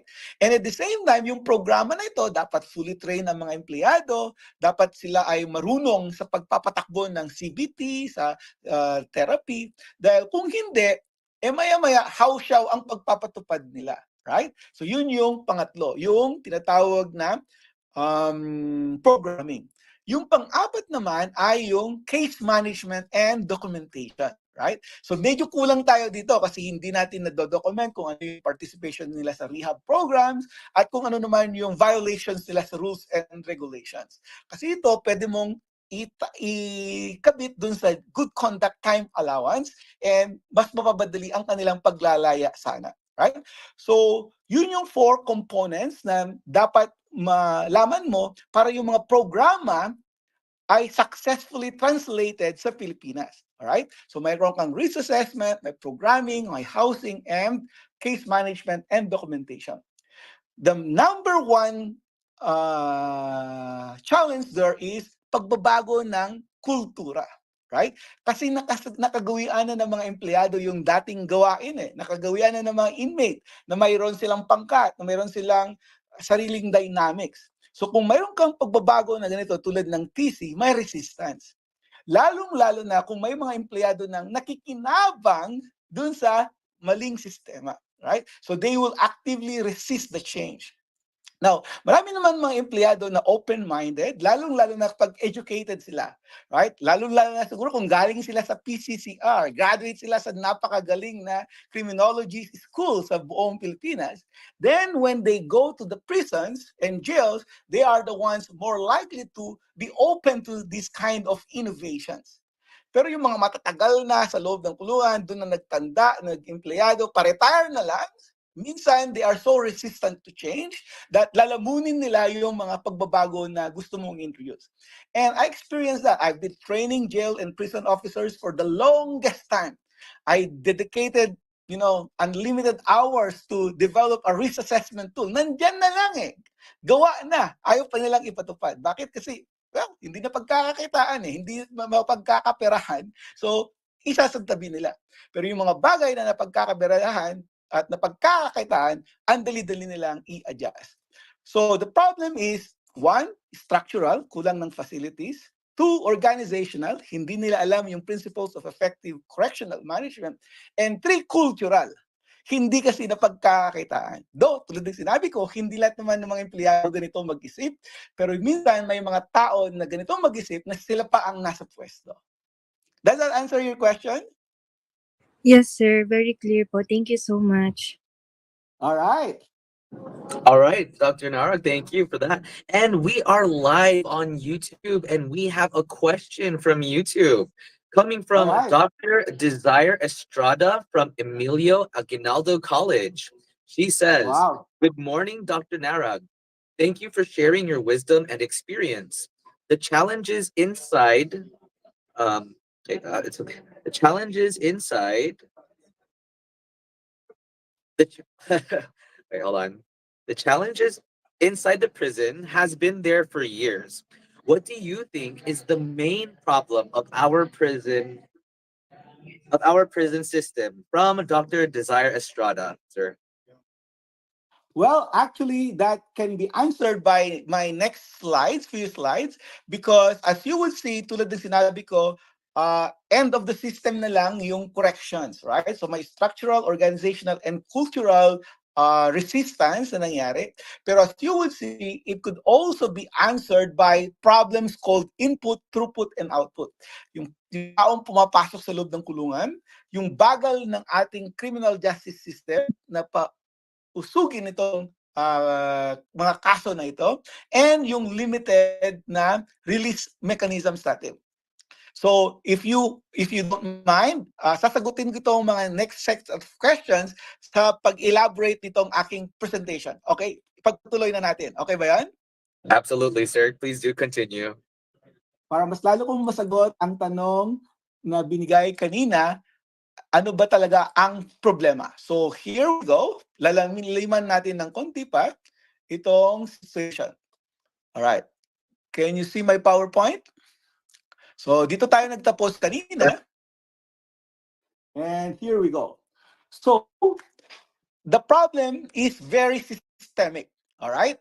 It includes input, dami ng pumapasok, it leads to overcapacity. Throughput, bagal ng proseso, lalong nagiging congested, and output. Pag konting lumalabas, marami pa rin congestion. At ito yung sinasabi ng Bucor, no? Palaya kami ng palaya. Ang dami namin ginagawa para magpalaya. Pero, ang dami rin pumapasok. Right? So, magpalaya man kami ng 450, dumarating naman ang 500. So, nadadagdagan kami ng 50 na PDL every month. So, at the end of the year, ilang PDLs lang na idagdag sa amin. Alright? So, let's look at it in a more rational manner. So, law enforcement. So, tignan natin yung, ano ba yung practices ng ating law enforcement? PNP, NBI, PADEA. So, very aggressive ang ating law enforcement, right? So, nagkakarakrus ka lang, 36,000 ng yung bail. Hindi ka na makapagpiyansa, mabubulok ka na sa loob ng kulungan. And our practice in the PNP is arrest and detain. Yan ang ating first and only resort. Ang mga PNP, hindi sila nagbibigay ng warning, hindi sila nagbibigay ng citations, wala yun sa batas natin. Kung kaya, pag nahuli ka, halimbawa, illegal logging, pinutol mo ang napakalaking puno ng yung tapat ng yung sariling bahay, hindi ka nagpaalam sa DNR, ang dami ko nakita mga problemang ganito, then huhulihin ka, right? So, again, wala tayong alternatives to arrest and detention. And then, ang practice po man din ay filing of non-bailable offenses. Alright? Ang kaso po, pumatay ng tao. Right? Pwede kang kasuhan ng murder, homicide, or reckless imprudence resulting to homicide. Kahit na hindi naman murder, homicide lang dapat, pero dahil kung homicide, makapagpiyansa ka, feeling na tagal ng kaso, nasa piyansa. Parang wala nang nangyari. So, ang gagawin ngayon is overcharging, right? Ang ipa-file sa'yo ay murder, right? Para sigurado na ikaw ay detained while undergoing trial. So, purposeful na, yan ang proseso. Invest the Section 11, Section 5. Invest the Section 11, Section 12. Alright? Para non-bailable. Invest na acts of lasciviousness, rape, para non-bailable. Alright? And minsan dito magkakuntsaba yung police and prosecutors natin because they aim for the very, very high type of offenses na eventually madidismiss naman pero dahil sa tagal ng proseso, nakakulong ka. And then they would always go to the high amounts of bail, right? Yung bail bond guide natin of 2018, nag-triple ang amount ng bail, right? And so, mayroon ng bail bond guide ngayon, ang DOJ, si Secretary Remulla, na 10,000 pesos lang dapat ang bail kapag indigent. Pag hindi niya kaya ang more than that, then i-release na dapat siya ng judge. Alright? And then, pag titingnan mo, mayroong arrest for accomplishments. And police officers are being evaluated based on the number of arrests every month, kung kaya't aresto sila ng aresto. Mabuti sana kung mabilis ang kulungan natin at ang courts natin to dismiss this. Hindi. Pero kung hindi sila mag-aaresto, then pangit ang kanilang performance, right? Pangit ang magiging performance ng kanilang city commander at yun din, pangit din ang performance ng kanilang provincial commander at saka yung regional director nila. So, ang gagawin ng regional director ay magkaroon ngayon ng order na, hey, improve your number of arrests. So, as a method of accomplishment. And napakabagal din ng filing of cases, right? So, hindi nasusunod yung 12, 24, and 36 hours.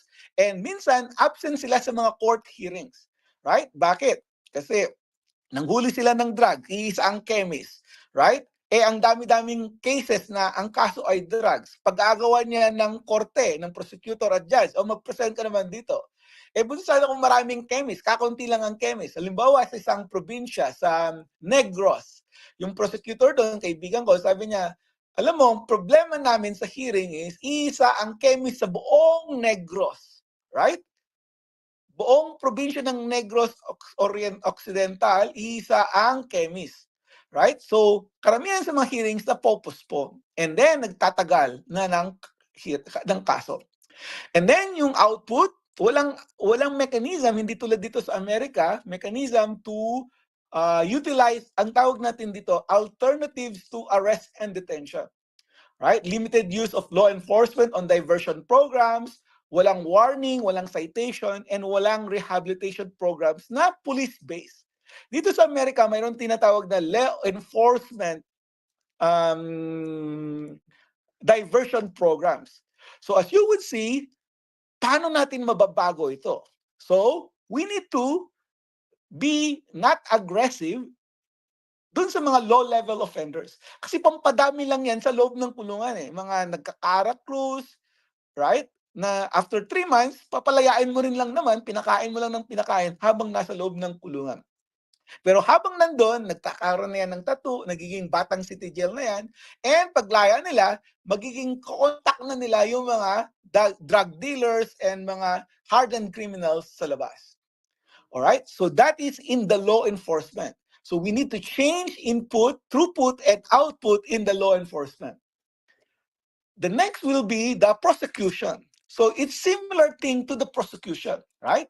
Aggressive prosecution, low standard in filing of evidence, right? So probable cause. So mabuti na lang at sa kakapresenta ko ng research ko na ito, eventually may nakinig sa DOJ and I'm very thankful na pinapakinggan ni Secretary Remulla yung mga recommendations ko. So meron na tayong mechanism ngayon na certainty of evidence, right? So it's a very good innovation by the DOJ na ang prosecutors, bago sila mag-file ng case, they have to make sure that there's a certainty of conviction na hindi masasayang ng oras sa pagpa-file ng cases na ito. So that lessens the unnecessary input of cases na hindi magpo-prosper. And then, ang pinaka-problema natin ay ang daming mga prosecutor vacancies. Kumbaga, maraming mga courts na walang prosecutors. At may mga prosecutors na 2-3 ang mga judges na kanilang sinisilbihan. And minsan, sabay-sabay ang hearing.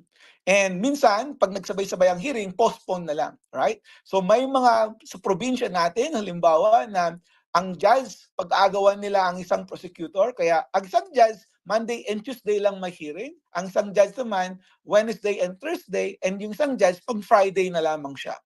Why? Kasi kakulangan ng mga prosecutors. And doon na bumabagal ang hearing, and doon na rin bumabagal yung stay nila sa loob ng kulungan.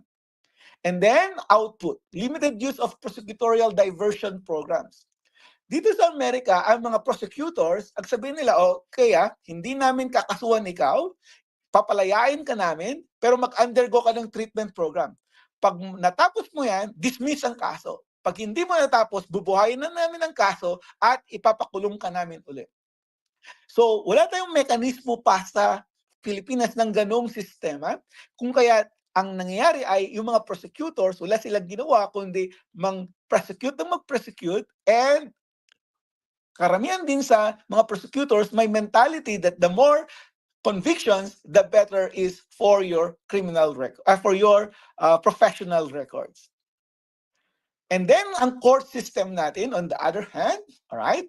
So reliance on preventive detention, lack of diversions for our courts as well, and extensive use of financial bail.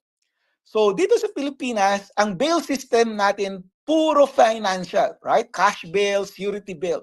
Sa ibang bansa, promise to appear, right? Judge, nangangako ako na magpapakita ako. So wala tayong tinatawag na pre-trial release program. So dapat mayroon tayong pre-trial release program para kahit na sila ay undergoing trial, lalaya sila. And make sure that mag-attend sa hearing. Ang nangyayari sa Pilipinas, ang tagal-tagal ng hearing mo, puro postpone, and then i-induce na lang nila mag-plea bargain ka. And ikaw na inmate, wala kang magawa kundi mag-plea bargain dahil kung hindi ka mag-plea bargain, ang tagal-tagal pa bago ka lumaya. Right? So, from a prisoner that was never convicted, right? To a convict that was never tried. Ganun na yung nangyayari. A prisoner that was never convicted to a convict that was never tried. So yun yung maling-mali sa sistema sa Pilipinas dahil na-obliga kang umamin kahit na wala kang kasalanan dahil sa haba-haba ng hearing ninyo. Alright? So wala tayong release on recognizance, wala tayong supervised release mechanisms, and hindi na natin ginagamit gaano yung community-based programs natin tulad ng community service. May batas na sa community service, pero hindi natin siya na-maximize. And hindi rin tayo gumagamit ng risk assessment tool para palayain mo yung mga low risk at yung mga high risk lang ang ikukulong mo at mag-undergo sila ng treatment sa loob ng kulungan habang naghihiring ng kanilang kaso. And then, as you would see for our corrections, all right? So sa jails, prisons, and parole and probation, wala rin tayong risk assessment na ginagawa. So ngayon pa lamang ini-introduce and nagawa ko na ito. So yan yung aking gift sa ating BGMP, Bucor, and PPA. And I'm just hoping that they will utilize it. And hopefully kayo mga researchers, you want to evaluate the impact of these risk assessments that we develop. That's a good area of research. Right? And then rehabilitation programs, yung tinanong kanina, right? Dapat mapag-aralan natin yung mga rehabilitation programs sa ibang bansa, and then i-tweak natin to make it work in a Filipino setting, i-implement natin pa isa-isa, i-train natin mga jail officers on how to use it, i-evaluate natin, we publish from it, and replicate it so that marami mga jails and prisons ang makikinabang. Long sentences, isa rin yung problema sa Pilipinas. So we need to have a legislation that will reduce the length of sentences. We have one of the longest, most punitive sentences in the world, right? Gumamit ka ng droga dito sa Amerika, hindi ka na ikukulong, right? Kung ikulong ka man, it will be a 6 months rehabilitation term sa isang rehabilitation service. Sa Philippines, gumamit ka ng shabu or ng marijuana, life sentence ang ibibigay sa'yo, right? Why? Why is it that all modern and civilized society now see drug use as a medical problem? It's not a criminal justice problem, right? Pero in the Philippines, medyo 1920s, 30s pa yung ating mindset at tinitignan natin siya as a criminal issue. And then, maximize yung gamit ng probation and parole, executive clemency, maximize the use of GCTA. Kasi ngayon, hindi pa nadodocument ng maayos, kaya minsan, mayroon pang issue ng GCTA for sale kasi hindi efficient yung distribution ng or documentation ng GCTA. Though marami ng mga jails na magagaling at alam na nila mag-document ng GCTA nila, so we need to support those jails para mayroon tayong confidence na kapag lumaya sila on GCTA, hindi for sale yung dahilan kung bakit nakapag-GCTA. So all of these now are mechanisms to solve the problem from input, throughput, and output, right? And yun yung long-term na solution na systematic. na rational and at the same time sustainable. Dahil kung ang problema lamang ay ang kulungan ang titignan natin, right? I-train natin ng mga jail officers, mag-construct tayo ng mga new jails and prisons, magkaroon tayo ng napakadaming resources para sa mga inmates. Pero kung huli ng huli ang police, right? And ang kulungan, ang course naman natin ay napakahaba ng mga sentensya, right? All these efforts will be overwhelmed. All these efforts will crumble on its own weight. So the problem is gargantuan. The problem is multifaceted. Hindi lang problema ng kulungan, kundi problema ng Congress, problema ng police and law enforcement, problema ng courts, and dapat pagtulong-tulungan natin ang solusyon. All right? So that's my very long answer to that question of yours.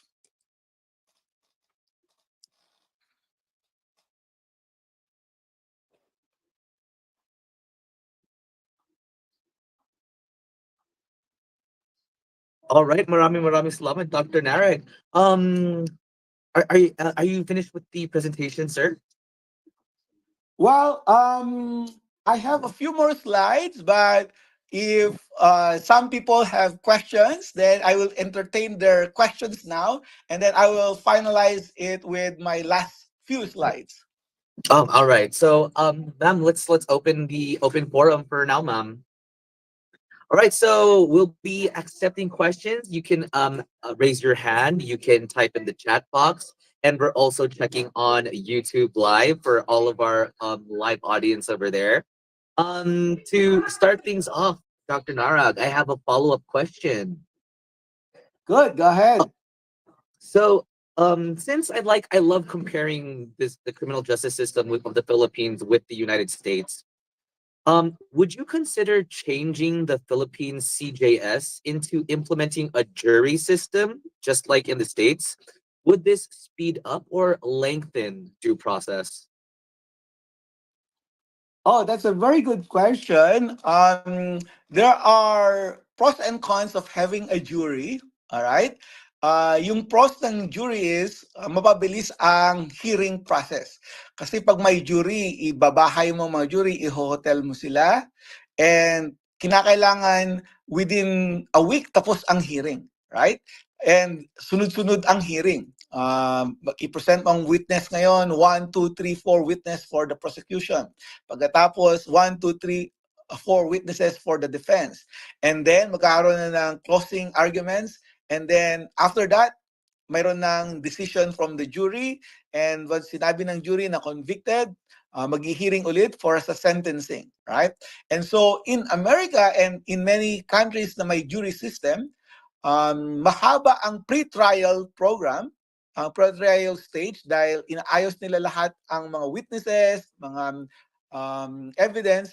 Pero once na nag-trial proper na, isang week tapos na. Kahit na napaka-sophisticated na kaso, kahit si Trump pa yan, right? Isang week lang ang hearing ni Trump. And tapos agad. Ang kahirapan sa jury ay, of course, mahal kasi i-hotel mo sila. And at the same time, kinakailangan may matinong jury selection process ka na unbiased ang jury mo, na hindi sila magbibigay ng conviction based sa hearsay and based sa narinig nila sa radyo, sa TV, and so on and so forth. So maraming mga issues ang jury system sa Amerika, and ang nagiging situation ngayon is 95% of the cases are plea bargain, and 5% of the cases na lang eventually undergo the jury system. Ngayon, paano kung gagamitin nila natin ang jury system sa Pilipinas? Well, it's very good indeed. Kasi ang problema sa atin sa Pilipinas is yung piecemeal trial. Right? One hearing is January. The next hearing will be around April. The next hearing will be around August. The next hearing will be around October. So isang taon, naka-4 na hearing na lang kasi once in 3 months lang ang hearing sa Philippines. And karamihan pa sa hearings postponed, right? So ang nakikinabang dito ay yung mga defense lawyers na per appearance ang kanilang tagaan sa mga kliyente nila kasi matuloy o hindi matuloy, kumikita po sila, right? And magugulat ka na lang, 2 years, 3 years, hindi pa tapos ang hearing. And yung inmate na sinasabi ko nga 24 years undergoing trial. Bakit? Kasi na-promote yung judge, namatay yung judge, nagpalit ng judge, right? So nagko-complicate na yung problema. Kasi ang bagal-bagal na. And at the same time, by bagong judge na dumating, i-review niya lang lahat ng mga evidence, right? And then, makakalimutan niya, and then, abutan na siya ng retirement, then another judge comes and it's same process. So, pabor para sa Filipino ang jury system structurally. Ang problema dyan, sino magiging jury, right? Sa Pilipinas, magkakapit-bahay, magkakilala, right? Baka maapektuhan yung decisions po nila. So, ang jury, kinakailangan educated sila, kinakailangan alam nila ang legal procedures, kumaga may semblance sila of professionalization na hindi sila magde-decide based on their own attachments and relationships.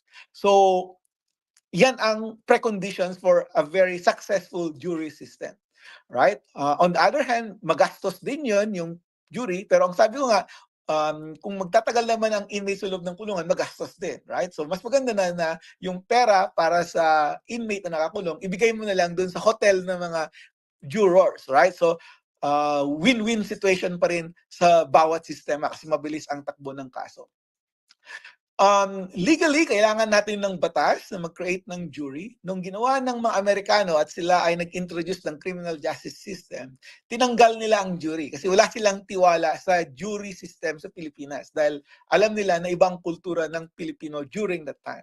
So palagay ko, it's been 130 years simula nung nangyari na to. It's about high time na introduce natin ang quasi-jury siguro, tulad ng nasa South Korea at Japan. Ang tawag nila doon, quasi-jury.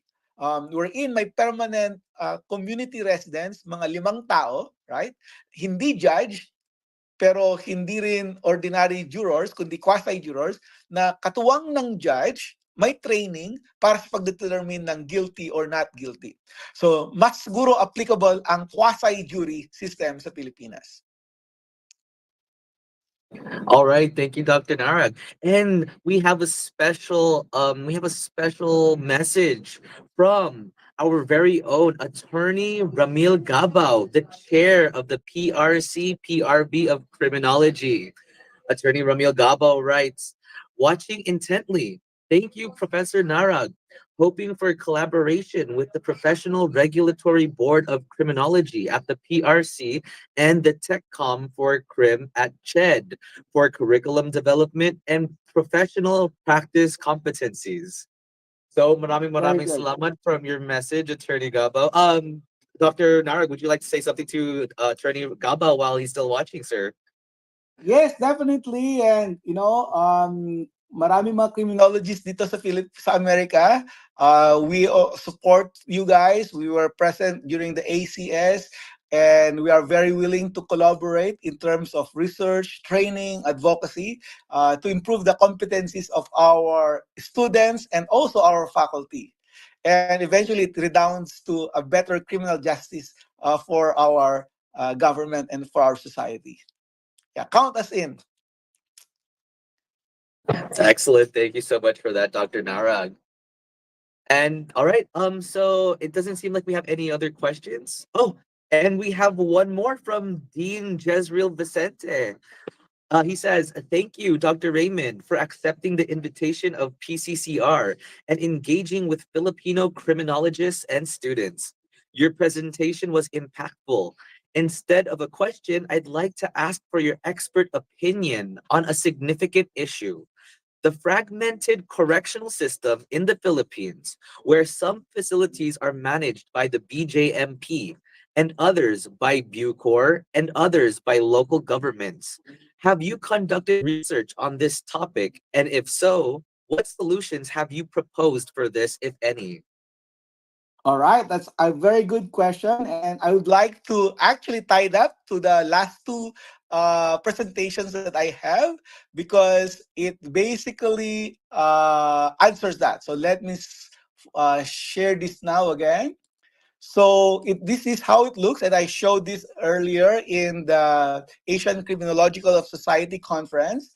This is the integrated reform agenda for the criminal justice system, right? So as you will see, we have the law enforcement, PNP, NBI, PADEA, and they are the ones more likely to be engaged in the input mechanisms, right? And then we have the court system, which are more likely to be the throughput, and then the output systems will be the BGMP, the parole and probation, and the Bucor. Now, what I have been suggesting is that there should be a Department of Corrections. Tama pong sinabi po ni Dean, there's a fragmented system. We have 475 BGMP jails, municipal jails, district jails, and city jails. We have around 78 or 80, depending on how you count it, provincial and sub-provincial jails managed by provincial governors. And karamihan sa mga ito, walang training na ginagawa, right? Unlike the BGMP, mayroon silang NJMPTI na train yung mga correctional officers nila, yung mga jail officers nila. Sa provincial jail, kanya-kanyang diskarte yan kung paano sila mare-recruit. And then finally, ang Bucor, right? So ang Bucor, managed by the DOJ, of course, BGMP naman and provincial jails are under the DILG. So there should be a way for them to surrender supervision of those agencies, and i-create na lang natin ang separate Department of Corrections, and pwede mo dito idamay ang PPA, Parole and Probation Agency, which is also under the DOJ, and also the Boards of Pardons and Parole. And dapat ipapasok mo dito yung principles of effective correctional management. So yung risk assessment, dapat pare-parehas, right? Yung programming, pare-parehas. Yung housing and supervision, pare-parehas. And yung case management, pare-parehas.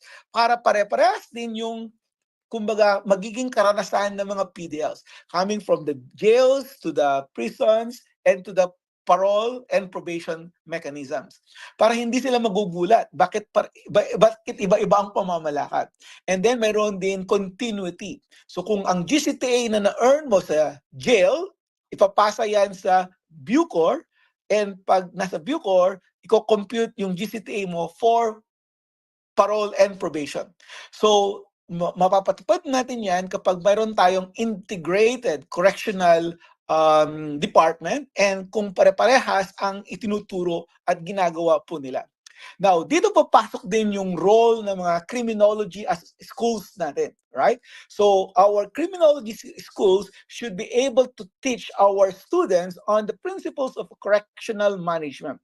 Para pag sila ay naging BGMP, naging Bucor, or naging parole and probation, para parehas din ang pagmamanage nila ng mga clients natin. At hindi sabog, at hindi based on old penology na nakagawian na natin yan eh.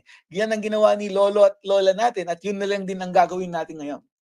So the old penology should give way to the new penology, which is more likely like this. So, it has to have rationalized criminal justice policies, right? Where we use detention as the last resort, and we reserve our limited jail and prison space to the most deserving individuals. Yung mga high risk, recidivists, paulit-ulit na kumbaga ang hirap-hirap mabago sa laya, at kaya mo sila inilalagay sa loob para intensive ang yung treatment sa kanya. It should be evidence-based. So dito papasok yung role natin bilang mga academicians, right?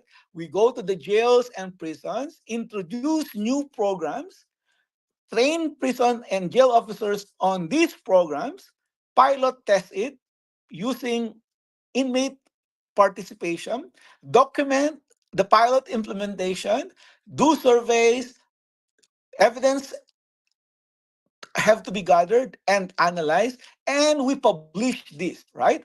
And dapat mayroon tayong regular conference. At maganda at sinisimulan na natin ito na mayroon tayong sharing of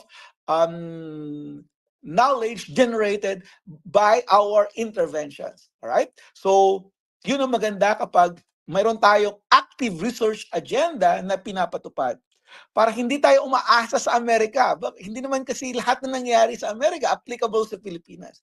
And hindi lahat ng knowledge generated ng Amerika applicable sa Pilipinas. So we need to generate our own knowledge in corrections and criminal justice, and that is what we contribute to the knowledge generation outside, right?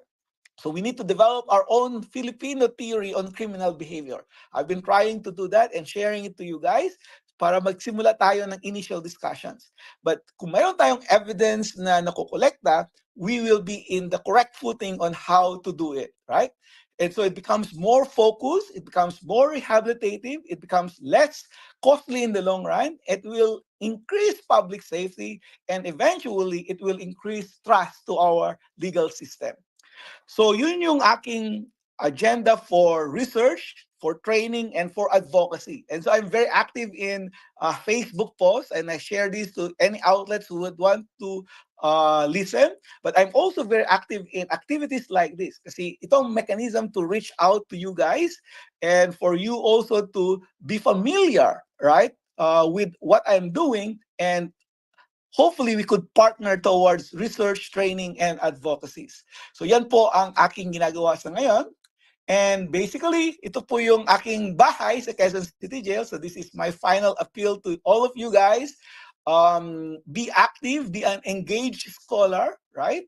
And kung kayo naman ay nasa field na, huwag niyong kalilimutan yung mga napag-aralan nyo sa PCCR, right? Yung value systems ninyo. Kasi it all boils down to personal values. Kasi kahit naman latagan ka ng 1,000,000 ng isang PDL, pag mataas ang values mo, hindi mo siya tatanggapin, right? But at the same time, we should also be trying to educate other people. Kasi kahit na tayo ay malinis, pero yung katabi natin hindi, madadamay din tayo, right? So it all boils down to ways of advocating for true reforms in our criminal justice system. And this is just the beginning. I hope to have more partnership with PCCR, and I have to have more engagement to you guys. Ako po ang graduate school program dito. Nagre-recruit din ako ng mga magagaling na estudyante na gustong mag-aral ng master's and PhD. So if you are interested in what I'm doing, please let me know, and I could offer you some form of assistantships and scholarships to have those competencies that you might be interested in. And with that, good night sa inyong lahat. Kung marami pa kayong tanong, I'll just be here. I'm very open to more discussions. Thank you very much. Thank you so much, Dr. Narag, for your amazing insights. I'm sure you have sparked the minds of the participants here today. They're certainly mind opening and enlightening. Indeed, these are thoughts to ponder on. As a token of our appreciation, I'm honored once again to introduce our program chair, Dr. Sharina Tantoco Peralta, for the awarding of Certificate of Participation along with our closing remarks. Thank you, John. And to award the Certificate of Appreciation is hereby presented to Dr. Raymund E. Narag in recognition of your valuable contribution to the CCJ webinar during the first Criminology Week celebration with the theme Criminal Justice Education, Shaping Leaders in Law Enforcement. Your expertise and insights have enriched the learning experience of our students and faculty members. Thank you very much for your unwavering commitment to the field of criminology and for inspiring the next generation of leaders in this field. Given this 5th day of November 2024 at the Philippine College of Criminology, signed by Dr. Gapelin Casio, our Dean of the College of Criminal Justice, and yours truly. Thank you very much, Dr. Narag. And for the closing remarks, I would like to thank you, Dr. Narag, for sharing your expertise today with us on jail and prison congestion, the causes, consequences, and as well as the proposed solutions. Your insights into the root causes of this topic, the jail congestion or the jail and prison congestions, have really and immensely deepened the understanding of everyone here watching us live via YouTube and those that are joining us here inside this Google Meet today. As our kababayan, sir, we are extremely and especially proud to see one of our own making such a significant impact in the field of criminology. Your dedication and your hard work inspire us all, and it is really an honor to have you with us today. To everyone who joined us today, thank you very much, especially for those that are from other schools, from Emilio Aguinaldo College, from the Our Lady of Fatima University, and other colleges or criminology colleges and universities. Thank you very much for joining us today. You joining us today and being part of this important conversation in line with the celebration of our first Criminology Week celebration in the Philippines is really important. Your participation reflects a shared commitment to advancing positive changes within the field of criminology. Thank you once again, Dr. Narag, for this meaningful and impactful discussion. We look forward to seeing even more of the differences that you are making. Thank you, sir. Thank you very much for that kind award that you have given me. I took pictures of it and I'm going to share it also in my web pages if you won't mind. Yes, sir. And I'm gonna send it to your email as well for your copy of the certificate, sir. All right. Thank you very much. All right, and we appreciate your message, Dr. Sharina. Everyone, please don't forget the feedback form. This is different from the attendance form. Kindly help us evaluate as we're more than eager to hear your feedback, your comments, your questions, and suggestions. Again, you have our appreciation, Dr. Narag. Maraming salamat mga batang 641. Once again, I am your host, John Servillian, and we will see you on the next webinar. All right. Thank you very much and good night and good day to all of you.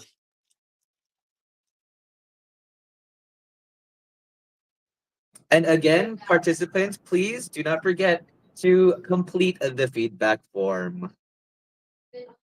Even online, even to our live YouTube viewers, please feel free and we would love to hear that feedback. Thank you very much. Thank you, Dr. Narag. Thank you, All Doc. right. Salamat, salamat. Good Bye night. bye. Bye bye, Dr. Narag. Thank you so much. Kindly send Thank me you a po, link sir. for the recording, but I could put it on my webpage as well. Yes, Yes, yes. ma'am. Thank Yes, sir. you. Salamat, salamat po. Salamat po. Thank you Salamat. po. Thank you po. Thank you po, sir.